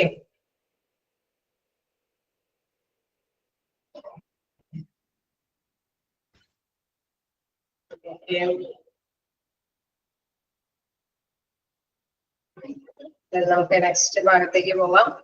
ഏകദേശം നമ്മുടെ ബോറടിക്കുന്ന ഭാഗങ്ങളൊക്കെ ഏതാണ്ട് ഫിനിഷ് ചെയ്യാറായിട്ടുണ്ട്. കുറച്ച് ഒരു അഡ്വാൻറ്റേജസ് ഓഫ് സ്റ്റാഫ് ഡെവലപ്മെന്റ് കൂടി നമുക്ക് പറയാം. എന്താണ് സ്റ്റാഫ് ഡെവലപ്മെന്റിന്റെ അഡ്വാൻറ്റേജസ്? എന്തായിരിക്കും? നമ്മളിപ്പോ കണ്ട ഈ ഒരു ഡെവലപ്മെന്റ് എന്ന് പറയുമ്പോൾ നമുക്ക് മനസ്സിലായി കുറച്ചും കൂടി നോളജ് നേടുന്ന അല്ലെങ്കിൽ സ്കില്ല് ഡെവലപ്പ് ചെയ്യുന്ന ഒരു കാര്യമാണ് അല്ലെ. അപ്പൊ എന്താണ് പ്രധാനമായിട്ട് അതിലുണ്ടാവുക? First, generate positive organization climate. അതായത് നമുക്ക് കുറച്ചുകൂടി ട്രെയിനിങ്ങും കാര്യങ്ങളൊക്കെ കിട്ടുന്നുണ്ടെങ്കിൽ എന്താണ് എപ്പോഴും എന്താണ് അനുകൂലമായിട്ടുള്ള ഒരു അല്ലെ സംഘടനാ അന്തരീക്ഷം കെട്ടിപ്പടുക്കാനായിട്ട് സാധിക്കും. എന്നുവെച്ചാൽ പേടിയൊന്നും കൂടാതെ തന്നെ ആ ഓർഗനൈസേഷനിൽ പ്രവർത്തിച്ചു പോകാനൊക്കെ ആയിട്ടുള്ള സാഹചര്യം. Generate positive organization climate. Second one, facilitate open channels of communication. എല്ലാവരോടും തുറന്ന രീതിയിൽ ആശയവിനിമയം നടത്താനൊക്കെ ആയിട്ടുള്ള ഒരു സാധ്യത വരുന്നു. ഇൻ കേസ് നമ്മുടെ ട്രെയിനിങ് ഒക്കെ കിട്ടുമ്പോൾ നമുക്കറിയാം എല്ലാവരും അല്ലെ എപ്പോഴും ട്രെയിനിങ് കിട്ടുന്നവര് ഒറ്റയടിക്ക് അവര് നേടിയെടുക്കാതെ അല്ലെ ആരോടെങ്കിലൊക്കെ ചോദിച്ചറിഞ്ഞ് ആശയവിനിമയമൊക്കെ നടത്തി വകപ്പിഴകളൊക്കെ എന്താണ് പരിഹരിച്ച് ആണ് മുന്നോട്ട് പോകുന്നത് അല്ലെ. അപ്പൊ ഇങ്ങനെ ട്രെയിനിങ് കിട്ടുമ്പോഴൊക്കെ ഒരു ഓപ്പൺ ചാനൽ അല്ലെ സാധാരണയായിട്ട് ഫെസിലിറ്റി ചെയ്യാനായിട്ട് അവസരം സൃഷ്ടിക്കാനായിട്ട് സാധ്യമാകുന്നു. Pass over organisation message to workers. എല്ലാവരുടെ ഇടയിലും മെസ്സേജുകളൊക്കെ പാസ് ചെയ്യാനൊക്കെ ആയിട്ട് എളുപ്പം സാധ്യമാകുന്നു. Easy access to knowledges through. അതായത് സഹപ്രവർത്തകരുടെ ഇടയിലൊക്കെ അറിവുകളൊക്കെ പങ്കുവെച്ച് കൊടുക്കാനായിട്ട് അല്ലെ അത് പ്രയോഗിക്കാനായിട്ട് ആർക്കാണെങ്കിലും മനസ്സിലാവുന്ന തരത്തിലൊക്കെ കമ്മ്യൂണിക്കേഷൻ ചെയ്തിട്ടൊക്കെ നല്ല രീതിയിലൊക്കെ അവരുടെ സഹപ്രവർത്തകരുടെ ഇടയിലൊക്കെ ആശയങ്ങളൊക്കെ പങ്കുവയ്ക്കാൻ അല്ലെങ്കിൽ അറിവ് പങ്കുവയ്ക്കാനായിട്ട് അത് വളരെ ഈസി ആയിട്ട് തന്നെ കൈകാര്യം ചെയ്യാനൊക്കെ ആയിട്ട് സാധിക്കുന്നു. അപ്പൊ ഇങ്ങനെ ഡെവലപ്മെന്റ് വരുമ്പോഴാണ് എന്താണ് അവർക്ക് നോളജ് വികസിക്കുന്നത്, കഴിവുകൾ വികസിക്കുന്നത്. തീർച്ചയായിട്ടും ഈ നോളജും കഴിവുകളും മറ്റൊരുക്കി അവരിങ്ങനെ നിർത്തിയിരുന്നാൽ വികസിക്കില്ല അല്ലെ. എല്ലാവരൊക്കെ ആയിട്ട് ആശയവിനിമയം നടത്തി നമ്മുടെ ചെറിയ ചെറിയ വകപ്പിഴവുകളൊക്കെ ഉണ്ടെങ്കിൽ അതൊക്കെ പരിഹരിച്ച് സഹപ്രവർത്തകരുടെ ഇടയിലൊക്കെ അറിവ് പങ്കുവെച്ച് അതല്ലെങ്കിൽ മെസ്സേജുകളൊക്കെ പല മെസ്സേജുകളൊക്കെ നമ്മൾ മനസ്സിലാക്കി അങ്ങനെയൊക്കെയാണ് അത് ഡെവലപ്പ് ചെയ്തുകൊണ്ടുവരുന്നത്. അതുകൊണ്ട് തന്നെ പ്രധാനമായിട്ടുള്ള അഡ്വാൻറ്റേജസിൽ പെടുന്ന കാര്യങ്ങളാണ്. Generate a positive organization climate, നല്ലൊരു അന്തരീക്ഷം അവിടെ കെട്ടിപ്പടുക്കാൻ സാധിക്കുന്നു, നല്ലൊരു കമ്മ്യൂണിക്കേഷൻ വാർത്തെടുക്കാൻ സാധിക്കുന്നു, വർക്കേഴ്സിന്റെ ഇടയിലൊക്കെ മെസ്സേജുകൾ പാസ് ചെയ്യാൻ സാധിക്കുന്നു, സഹപ്രവർത്തകരുടെ ഇടയിലൊക്കെ നല്ല രീതിയിൽ അറിവ് പങ്കുവെച്ചുകൊണ്ട് തന്നെ മുന്നോട്ട് പോകാനായിട്ട് സാധിക്കും. ഓക്കെയാണോ?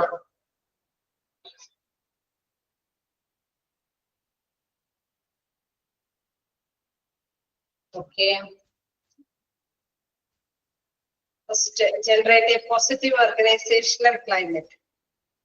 അതായത് അനുകൂലമായ സംഘടനാ അന്തരീക്ഷം സൃഷ്ടിക്കുക എന്ന് പറയുമ്പോൾ എല്ലാവർക്കും അല്ലെ, ചിലപ്പോ ഈ ട്രെയിനിങ് ഒന്നും കിട്ടാത്തവരെ സംബന്ധിച്ച് അവര് എന്താ പറയണ, എന്തെങ്കിലും ഒരു തൊഴിൽ ഏൽപ്പിച്ചു കഴിഞ്ഞാൽ എന്താണ് അവർക്ക് പേടിച്ച് അല്ലെ വിറങ്ങലിച്ചൊക്കെ ഇരിക്കും അല്ലെ, അങ്ങനെ ഉണ്ടാവില്ലേ?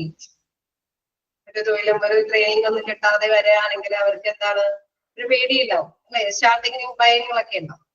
പക്ഷെ എന്താണ് ട്രെയിനിങ് എന്തെങ്കിലും കിട്ടുകയാണെങ്കിൽ ഒരു ഡെവലപ്മെന്റ് പ്രോസസ്സ് കടന്നു വരുന്ന മിക്ക ഏജൻസിയിൽ നിന്ന് ഡെവലപ്മെന്റ് പ്രോസസ്സ് കിട്ടിയാലും എന്താണ് എംപ്ലോയിക്ക് ഫ്രഷ് ആയിട്ടുള്ളവർക്ക് കിട്ടുന്ന ഒരു ട്രെയിനിങ് പാക്കേജ് കിട്ടിയാലും അല്ലെങ്കിൽ റെസ്പോൺസിബിലിറ്റിനെ കുറിച്ചിട്ടൊക്കെ നല്ല അവയർനെസ്സും ട്രെയിനിങ് ഒക്കെ കിട്ടിയിട്ടാണ് വരണമെങ്കിൽ അവർക്ക് എന്താണ് പേടിയൊന്നും ഇല്ലാതെ ഒരു പോസിറ്റീവ് ആറ്റിറ്റ്യൂഡ് കൂടിയിട്ട് തന്നെ ആ ഒരു തൊഴിലിലേക്ക് കടന്നു വരാനായിട്ട് സാധിക്കും അല്ലേ? അപ്പൊ അതാണ് പറയുന്നത് ജനറേറ്റ് പോസിറ്റീവ് ഓർഗനൈസേഷൻ ക്ലൈമറ്റ്, ഒരു പോസിറ്റീവ് ആയിട്ടുള്ള ഒരു അന്തരീക്ഷം സൃഷ്ടിക്കാനായിട്ട് സാധിക്കും. സെക്കൻഡ് എന്ന് പറയുന്നത് facilitate open channels of communication, അതായത് സുഗമമായിട്ട് തന്നെ ആശയവിനിമയം നടത്താനായിട്ട് സാധിക്കുന്നു.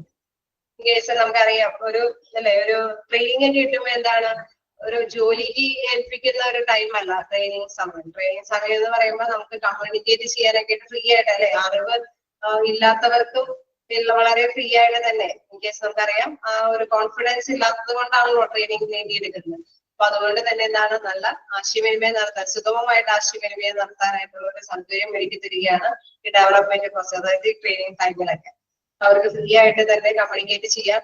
ഒരു സുപ്പീരിയറിനെ പേടിച്ചിട്ട് കൊണ്ടൊന്നും ചോദിക്കേണ്ട കാര്യമില്ല, കാരണം ഓൾമോസ്റ്റ് ട്രെയിനിങ്ങിനാണ് ആ ടൈമില് വരുന്നത്. അപ്പൊ പേടിക്കേണ്ട കാര്യമൊന്നുമില്ല, ഫ്രീ ആയിട്ട് തന്നെ അവരോട് ആശയങ്ങളൊക്കെ ചോദിച്ച് അവർക്ക് ഫ്രീ ആയിട്ട് തന്നെ മനസ്സിലാക്കി എടുക്കാനൊക്കെ ആയിട്ട് സാധിക്കും. ക്ലിയർ അല്ലേ? ഓക്കെ. അതായത് ഒന്ന് മനസ്സിലാക്കി വെക്കേണ്ട ഒരു കാര്യം എന്താണ്, വളരെ ഫ്രീ ആയിട്ടുള്ള ടൈമാണ് അല്ലെ. ഈ സമയത്ത് നമുക്ക് എല്ലാം ആശയങ്ങളൊക്കെ ചോദിച്ചറിയാനും എന്താണ് മനസ്സിലാക്കാനൊക്കെ ആയിട്ടുള്ള ടൈമാണ്. അവിടെ ആരെയും പേടിക്കേണ്ട അല്ലെങ്കിൽ അവര് അയ്യോ എന്താണ് വിചാരിക്കുമോ എന്നുള്ള ഒരു സംഘർഷത്തിന്റെ ആവശ്യകതയൊന്നുമില്ല. വളരെ ഫ്രീ ആയിട്ട് തന്നെ ട്രെയിനിങ് ടൈമിലൊക്കെ കമ്മ്യൂണിക്കേറ്റ് ചെയ്ത് കൈകാര്യം ചെയ്യാനൊക്കെ സാധിക്കും. ഫോർത്ത് പോയിന്റിൽ അത് തന്നെയാ പറയുന്നത്, easy access to knowledgeable college strong അല്ലെ. അവിടെ എന്താണ് സഹപ്രവർത്തകരുടെ ഇടയിൽ അല്ലെ, അറിവുള്ള സഹപ്രവർത്തകരാണെങ്കിൽ അവർക്ക് എളുപ്പത്തിൽ അറിവ് ലഭിക്കാനായിട്ട് അല്ലെ അവരോടൊക്കെ ചോദിക്കാം. ഇപ്പൊ എല്ലാ സഹപ്രവർത്തകരെയും കുറിച്ചിട്ടൊന്നും എല്ലാ നോളജും കിട്ടണമെന്നില്ല, പക്ഷെ നമുക്ക് ഈ ട്രെയിനിങ് ടൈമിലൊക്കെ അറിയാൻ പറ്റും അല്ലെ, ആർക്കൊക്കെ കുറച്ചുകൂടി നോളജ് ഒക്കെ ഉണ്ട്. അപ്പൊ ഇതിലോരോട് തന്നെ ചോദിച്ച് കാര്യങ്ങളൊക്കെ പറയണമെന്നൊന്നുമില്ല. എല്ലാ സുപ്പീരിയേഴ്സ് ആണെന്നുള്ള റെസ്പെക്ട് ഒന്നും കൊടുക്കേണ്ട സമയമൊന്നും കാര്യമൊന്നുമില്ല, അല്ലെങ്കിൽ ഒരു അപകർഷതാബോധത്തിന്റെ ഒന്നും ആവശ്യകത വരുന്നില്ല. ട്രെയിനിങ് ടൈമാണ്. അപ്പൊ അതുകൊണ്ട് തന്നെ സഹപ്രവർത്തകരോട് കൂടി ഒന്നിച്ച് അറിവൊക്കെ പങ്കിട്ട് വളരെ ഫ്രീ ആയിട്ട് തന്നെ ആ ഒരു ടൈം വിനിയോഗിക്കാനായിട്ട് സാധിക്കും. അങ്ങനെ വരുമ്പോൾ ആ ട്രെയിനിങ് ടൈമിൽ കിട്ടുന്ന എല്ലാ അറിവും അല്ലെ, എല്ലാ എക്സ്പീരിയൻസും എന്താണ് ഇവർക്ക് ബാക്കി വരുന്ന അവരെ ഇനിഷ്യേറ്റീവ് ആയിട്ടുള്ള ടൈമിൽ കറക്റ്റ് ആയിട്ടുള്ള അവരുടെ പോസ്റ്റ് കിട്ടിക്കൊണ്ടിരിക്കുന്ന ടൈമുകളിലൊക്കെ വളരെ ഫ്രീ ആയിട്ട് തന്നെ അവർക്ക് വർക്ക് മുന്നോട്ട് കൊണ്ടുപോകാനായിട്ട് സാധിക്കും. നല്ല എന്താ പറയുക, നല്ല സഹപ്രവർത്തകരെ ആ ടൈമിൽ സമ്പാദിക്കാനായിട്ട് സാധിക്കും. അതേമാതിരി തന്നെ ഫ്രീ ആയിട്ട് അല്ലെ റെസ്പെക്ട് ഒക്കെ ഇൻ കേസ് നമുക്കറിയാം പിന്നീടായിരിക്കും ചിലപ്പോൾ ഇതൊക്കെ സുപ്പീരിയേഴ്സ് ആണൊക്കെ ഉള്ള കാര്യം പിന്നീടായിരിക്കും അല്ലെ, അവരൊക്കെ ജോലിയിലൊക്കെ സെലക്ഷൻ കഴിഞ്ഞതിന് ശേഷമായിരിക്കും അവർക്ക് അറിയാൻ പറ്റുക ഇന്നവരൊക്കെ റെസ്പെക്ട് ചെയ്യേണ്ടവരാണ്, ഇവരൊക്കെയാണ് നമ്മുടെ സുപ്പീരിയർ എന്നൊക്കെ ഉള്ള കാര്യം ഇതിനോടൊപ്പം തന്നെ പരിചയപ്പെട്ട് വരുന്നുണ്ടാവുള്ളൂ. അതുകൊണ്ട് തന്നെ അവരോട് നല്ല രീതിയിൽ ഇടപെടുകി പോകാനൊക്കെയായിട്ട് സാധിക്കും. ഈ ഒരു ടൈം പീരീഡിൽ അവർക്കെല്ലാം തന്നെ സമ്പാദിക്കാൻ സാധിക്കും. ക്ലിയർ ആണോ? ഒരു ചെറിയ ഹെഡിങ്ങോടുകൂടിയാണ് അത് വിവരിച്ചേക്കുന്നത്. ആശയം എന്ന് പറയുന്നത് ഇതാണ്, കുറച്ചും കൂടി അല്ലെ ഇച്ചിരി കൂടി എലാബറേറ്റ് നിങ്ങൾ ബോറടിപ്പിക്കേണ്ട ഓർത്തിട്ടായിരിക്കും ചെറിയ പോയിന്റ്സുകൾ കൊടുത്തിരിക്കുന്നത്.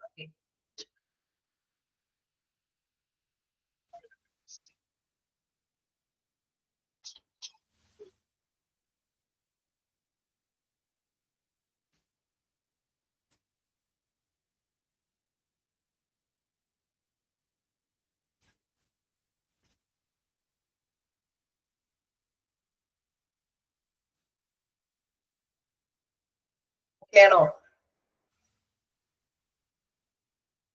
നമുക്കൊരു ചെറിയ ഭാഗം കൂടെ ഉണ്ട്, അതിനുശേഷം നമുക്ക് നഴ്സിംഗ് ഹൈറാർക്കിയിലേക്ക് പോകാം. നഴ്സിംഗ് ഹൈറാർക്കി ആവുമ്പോൾ നമുക്ക് ഇച്ചിരി കൂടി ഈസി ആയിട്ട് കൈകാര്യം ചെയ്യാനായിട്ട് സാധിക്കും. ഈ ഒരു ചെറിയ ഭാഗം നോക്കാം. Role of administrator in staff development. ഈ സ്റ്റാഫ് ഡെവലപ്മെന്റിലെ അഡ്മിനിസ്ട്രേറ്റർ അല്ലെ നമ്മുടെ ഭരണനിർവഹണത്തിലുള്ള പങ്ക് എന്താണെന്നുള്ളത് നോക്കാം. ഫസ്റ്റ് വൺ പറയുന്നത് uses principles of learning when helping employees to learn new skills or information. അതായത് പറഞ്ഞോണം ഡെവലപ്മെന്റ് പ്രോസസ്സിലൂടെ എന്താണ് നമ്മൾ നേരത്തെ പറഞ്ഞു, നമ്മുടെ കഴിവും അറിവും ഒക്കെ വർദ്ധിപ്പിക്കുക എന്നുള്ളതാണ് അല്ലെ. പുതിയ പുതിയ കഴിവുകളും അറിവുകളൊക്കെ നേടിയെടുക്കുക അല്ലെങ്കിൽ പഠിച്ചെടുക്കുക എന്നുള്ള പ്രോസസ്സാണ് അവിടെ നടക്കുന്നത്. അങ്ങനെ വരുമ്പോൾ തീർച്ചയായിട്ടും അവിടെ ഒരു അല്ലെ പഠന പ്രിൻസിപ്പിൾസ് ഒക്കെ ഫോളോ ചെയ്യാനായിട്ട് എന്തെങ്കിലും ഒരു പഠന തത്വങ്ങളുടെയൊക്കെ അടിസ്ഥാനത്തിൽ ഇത് ഡെവലപ്പ് ചെയ്ത് കൊണ്ടുവരാനായിട്ട് ഉള്ള ഒരു ശ്രമം അല്ലെ അഡ്മിനിസ്ട്രേറ്റീവ് ഭരണ നിർവഹണത്തിൽ ഉണ്ടാകേണ്ടതുണ്ട്. Use teaching techniques that strengthen staff. അവിടെയുള്ള സ്റ്റാഫുകളുടെയൊക്കെ ശക്തി വർദ്ധിപ്പിക്കാൻ തക്ക വിധത്തിലുള്ള ടെക്നിക്കുകളൊക്കെ ആ ഒരു ടീച്ചിങ് ടെക്നിക്കുകളൊക്കെ ഉപയോഗിക്കാം. നമ്മൾ നേരത്തെ പറഞ്ഞ മാതിരി അല്ലെ വളരെ സഹവർത്തിത്വത്തോട് വളരെ ഫ്രണ്ട്ലി അറ്റ്മോസ്ഫിയറോടും കൂടിയിട്ടൊക്കെ ആവുമ്പോഴെന്താണ് അവർക്ക് നല്ല പെട്ടെന്ന് തന്നെ അവര് എല്ലാ കാര്യങ്ങളും ഗ്രഹിക്കും അല്ലെ. പുതിയ പുതിയൊരു മെഷീനൊക്കെ ഇംപ്ലിമെന്റ് ചെയ്യുമ്പോൾ അവിടെയുള്ള നിലവിലെ സ്റ്റാഫിനൊക്കെ ട്രെയിനിങ് കൊടുക്കേണ്ടതൊക്കെ ആയിട്ട് വരും.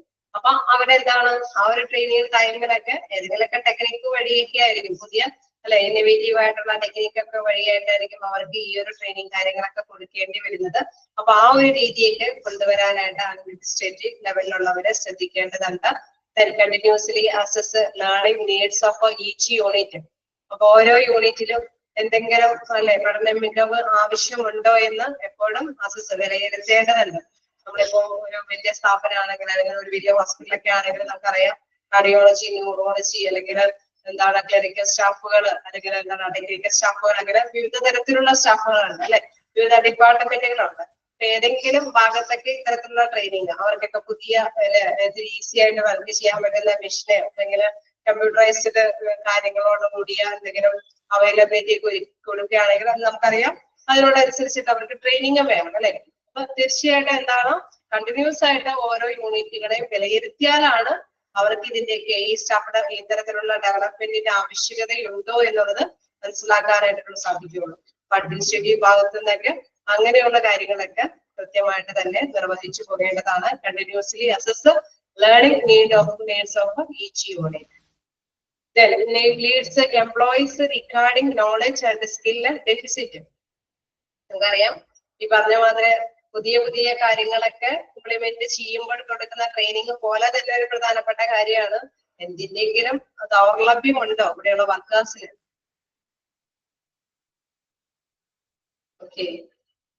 ഓക്കെ നമ്മളെ ക്ലാസ് റൂം കേട്ടാൽ മതി.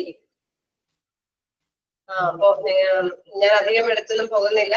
ഓക്കെ, അപ്പൊ നോക്കാം എന്താണ് അല്ലെ അധികം ഇതുകളുണ്ട് എങ്ങനെ അല്ലെ നമ്മൾ ഈ പറഞ്ഞ മാതിരി. ഓക്കെ, എന്താണ് ഈ പറഞ്ഞ മാതിരി എല്ലാ കാര്യങ്ങൾക്കും ഇതുകളുണ്ട് അല്ലെ. എല്ലാ കാര്യങ്ങളെ കുറിച്ചിട്ട് നമ്മൾ വിലയിരുത്തേണ്ടതുണ്ട് എന്നുള്ള കാര്യത്തിനോടൊപ്പം തന്നെ പ്രധാനപ്പെട്ട ഒരു കാര്യമാണ് എന്തെങ്കിലും സ്കിൽ ഡെഫിസിറ്റും ഉണ്ടോ അല്ലെ, എന്തെങ്കിലും കഴിവ് കുറവുകളുണ്ടോ ഓരോ എംപ്ലോയിക്കും, അതും മനസ്സിലാക്കി പോകണം അല്ലെ. എന്തെങ്കിലും കഴിവുകൾ അളർട്ട് ചെയ്ത് കൊടുക്കണതിന്റെ പ്രധാനപ്പെട്ട ഒരു ഘടകം കഴിവുകൾ കുറവുണ്ടോ എന്ന് വിലയിരുത്തുക എന്നുള്ളതാണ് അല്ലെ. അപ്പൊ അങ്ങനെ കഴിവ് കുറവുള്ളത് എന്തെങ്കിലും ഉണ്ടെങ്കിൽ അതും കണ്ടുപിടിക്കാനായിട്ട് അഡ്മിനിസ്ട്രേറ്റീവ് പൊസിഷനിലുള്ളവരെ താല്പര്യം എടുക്കേണ്ടതുണ്ട്. അവരുടെ പങ്ക് ഇതിലെല്ലാം പ്രധാനപ്പെട്ട ഒരു കാര്യം തന്നെയാണ്. അപ്പൊ ഈ ഒരു ഡെവലപ്മെന്റ് എന്ന കാര്യം പറയുമ്പോൾ പുതിയ ഫ്രഷേഴ്സ് ആയിട്ടുള്ള തൊഴിലാളികളെ നിയമിക്കുന്ന കാര്യത്തിന് വേണ്ടി മാത്രമല്ല കേട്ടോ, അവിടെ നിലവിലുള്ള സ്റ്റാഫുകൾക്കും സ്റ്റാഫ് ഡെവലപ്മെന്റ് പ്രോഗ്രാംസുകളൊക്കെ സംഘടിപ്പിക്കേണ്ടതുണ്ട്. കാരണം പുതിയ പുതിയ ഇന്നോവേറ്റീവായ കാലഘട്ടത്തില് പുതിയ പുതിയ കാര്യങ്ങളൊക്കെ ഇംപ്ലിമെന്റ് ചെയ്തു വരുമ്പോൾ അവർക്ക് അതുമായി ബന്ധപ്പെട്ട ട്രെയിനിങ് മസ്റ്റായിട്ടും നേടേണ്ടതുണ്ട് അല്ലെ. അപ്പൊ അതിനെ കുറിച്ചിട്ട് കൃത്യമായിട്ടൊരു വിലയിരുത്തൽ അവിടെ ആവശ്യമാണ്. അതുകൊണ്ടാണ് പറയുന്നത് use principles of learning when helping employees to learn new skills or information. പുതിയ കഴിവും പുതിയ വിവരങ്ങളും നേടിയെടുക്കാൻ വേണ്ടിയിട്ട് ഉള്ള പ്രിൻസിപ്പിൾസ് തത്വങ്ങളെല്ലാം അവിടെ പഠിച്ചെടുക്കേണ്ടതുണ്ട്. പുതിയ പുതിയ ടീച്ചിങ് സ്ട്രെങ്ത് അല്ലെ ടീച്ചിങ് ടെക്നിക്സുകളൊക്കെ അഡോപ്റ്റ് ചെയ്യേണ്ടതുണ്ട്. കണ്ടിന്യൂസ്ലി ഓരോരുത്തർക്കും എന്താണ് ആവശ്യമെന്ന് വേണ്ടത് എന്നുള്ളത് ഓരോ യൂണിറ്റിനും ഈച്ച് യൂണിറ്റിനും എന്താണ് ആവശ്യം വേണ്ടത് എന്നൊക്കെ വിലയിരുത്തേണ്ടതുണ്ട്. അതോടൊപ്പം തന്നെ എന്താണ് എന്തെങ്കിലും സ്കിൽ ഡെഫിസിറ്റ് ഉണ്ടോ എന്നും വിലയിരുത്തി അത് പരിഹരിക്കാനായിട്ട് ബാധ്യസ്ഥരായിരിക്കുന്നത് നമ്മുടെ അഡ്മിനിസ്ട്രേറ്റീവ് പവറിലുള്ളവരാണ്. ഓക്കെ, അവര് അല്ലെ എന്തെങ്കിലുമൊക്കെ ട്രെയിനിങ് പാക്കേജ് കൊടുത്താൽ മാത്രമാണ് അവിടെയുള്ള വർക്കേഴ്സിന് അത് ലഭ്യമാകുകയുള്ളൂ അല്ലെ. മാനേജ്മെന്റ് തീരുമാനിച്ചു കൊടുത്താൽ മാത്രമല്ലേ അത് ലഭ്യമാകുള്ളൂ. ആണോ? ഓക്കെ, അപ്പൊ അതുകൊണ്ടാണ് ഇത്തരം കാര്യങ്ങളൊക്കെ അല്ലെ ഭരണത്തിൽ ഇരിക്കുന്നവരാണ് ഇതൊക്കെ കൈകാര്യം ചെയ്യേണ്ടത്. അതാണ് അവിടെ ആ ഒരു ഡെവലപ്മെന്റ് കാര്യത്തിലുള്ള അവരുടെ പങ്ക് എടുത്തു പറയുന്നത്.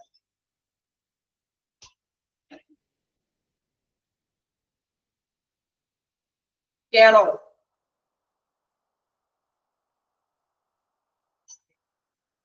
ഹൈറാർക്കി നമ്മള് സ്റ്റാർട്ട് ചെയ്യണോ? ഹൈറാർക്കി സ്റ്റാർട്ട് ചെയ്യാതെ ഇച്ചിരി എളുപ്പം എന്ന് പറയാൻ വേണ്ടെന്ന് പറയുന്നുണ്ട്. ശരിയാണ്, ഞാൻ കണ്ടിന്യൂസ് എടുക്കാനായിട്ട് ആഗ്രഹിക്കുന്നില്ല. ഒരു അരമണിക്കൂർ കണ്ടിന്യൂസ് എടുക്കാനേ ആഗ്രഹിച്ചുള്ളൂ. ഹൈറാർക്കി തുടങ്ങി കഴിഞ്ഞു കഴിഞ്ഞാൽ നെക്സ്റ്റ് ക്ലാസ് തുടങ്ങാം അല്ലെ.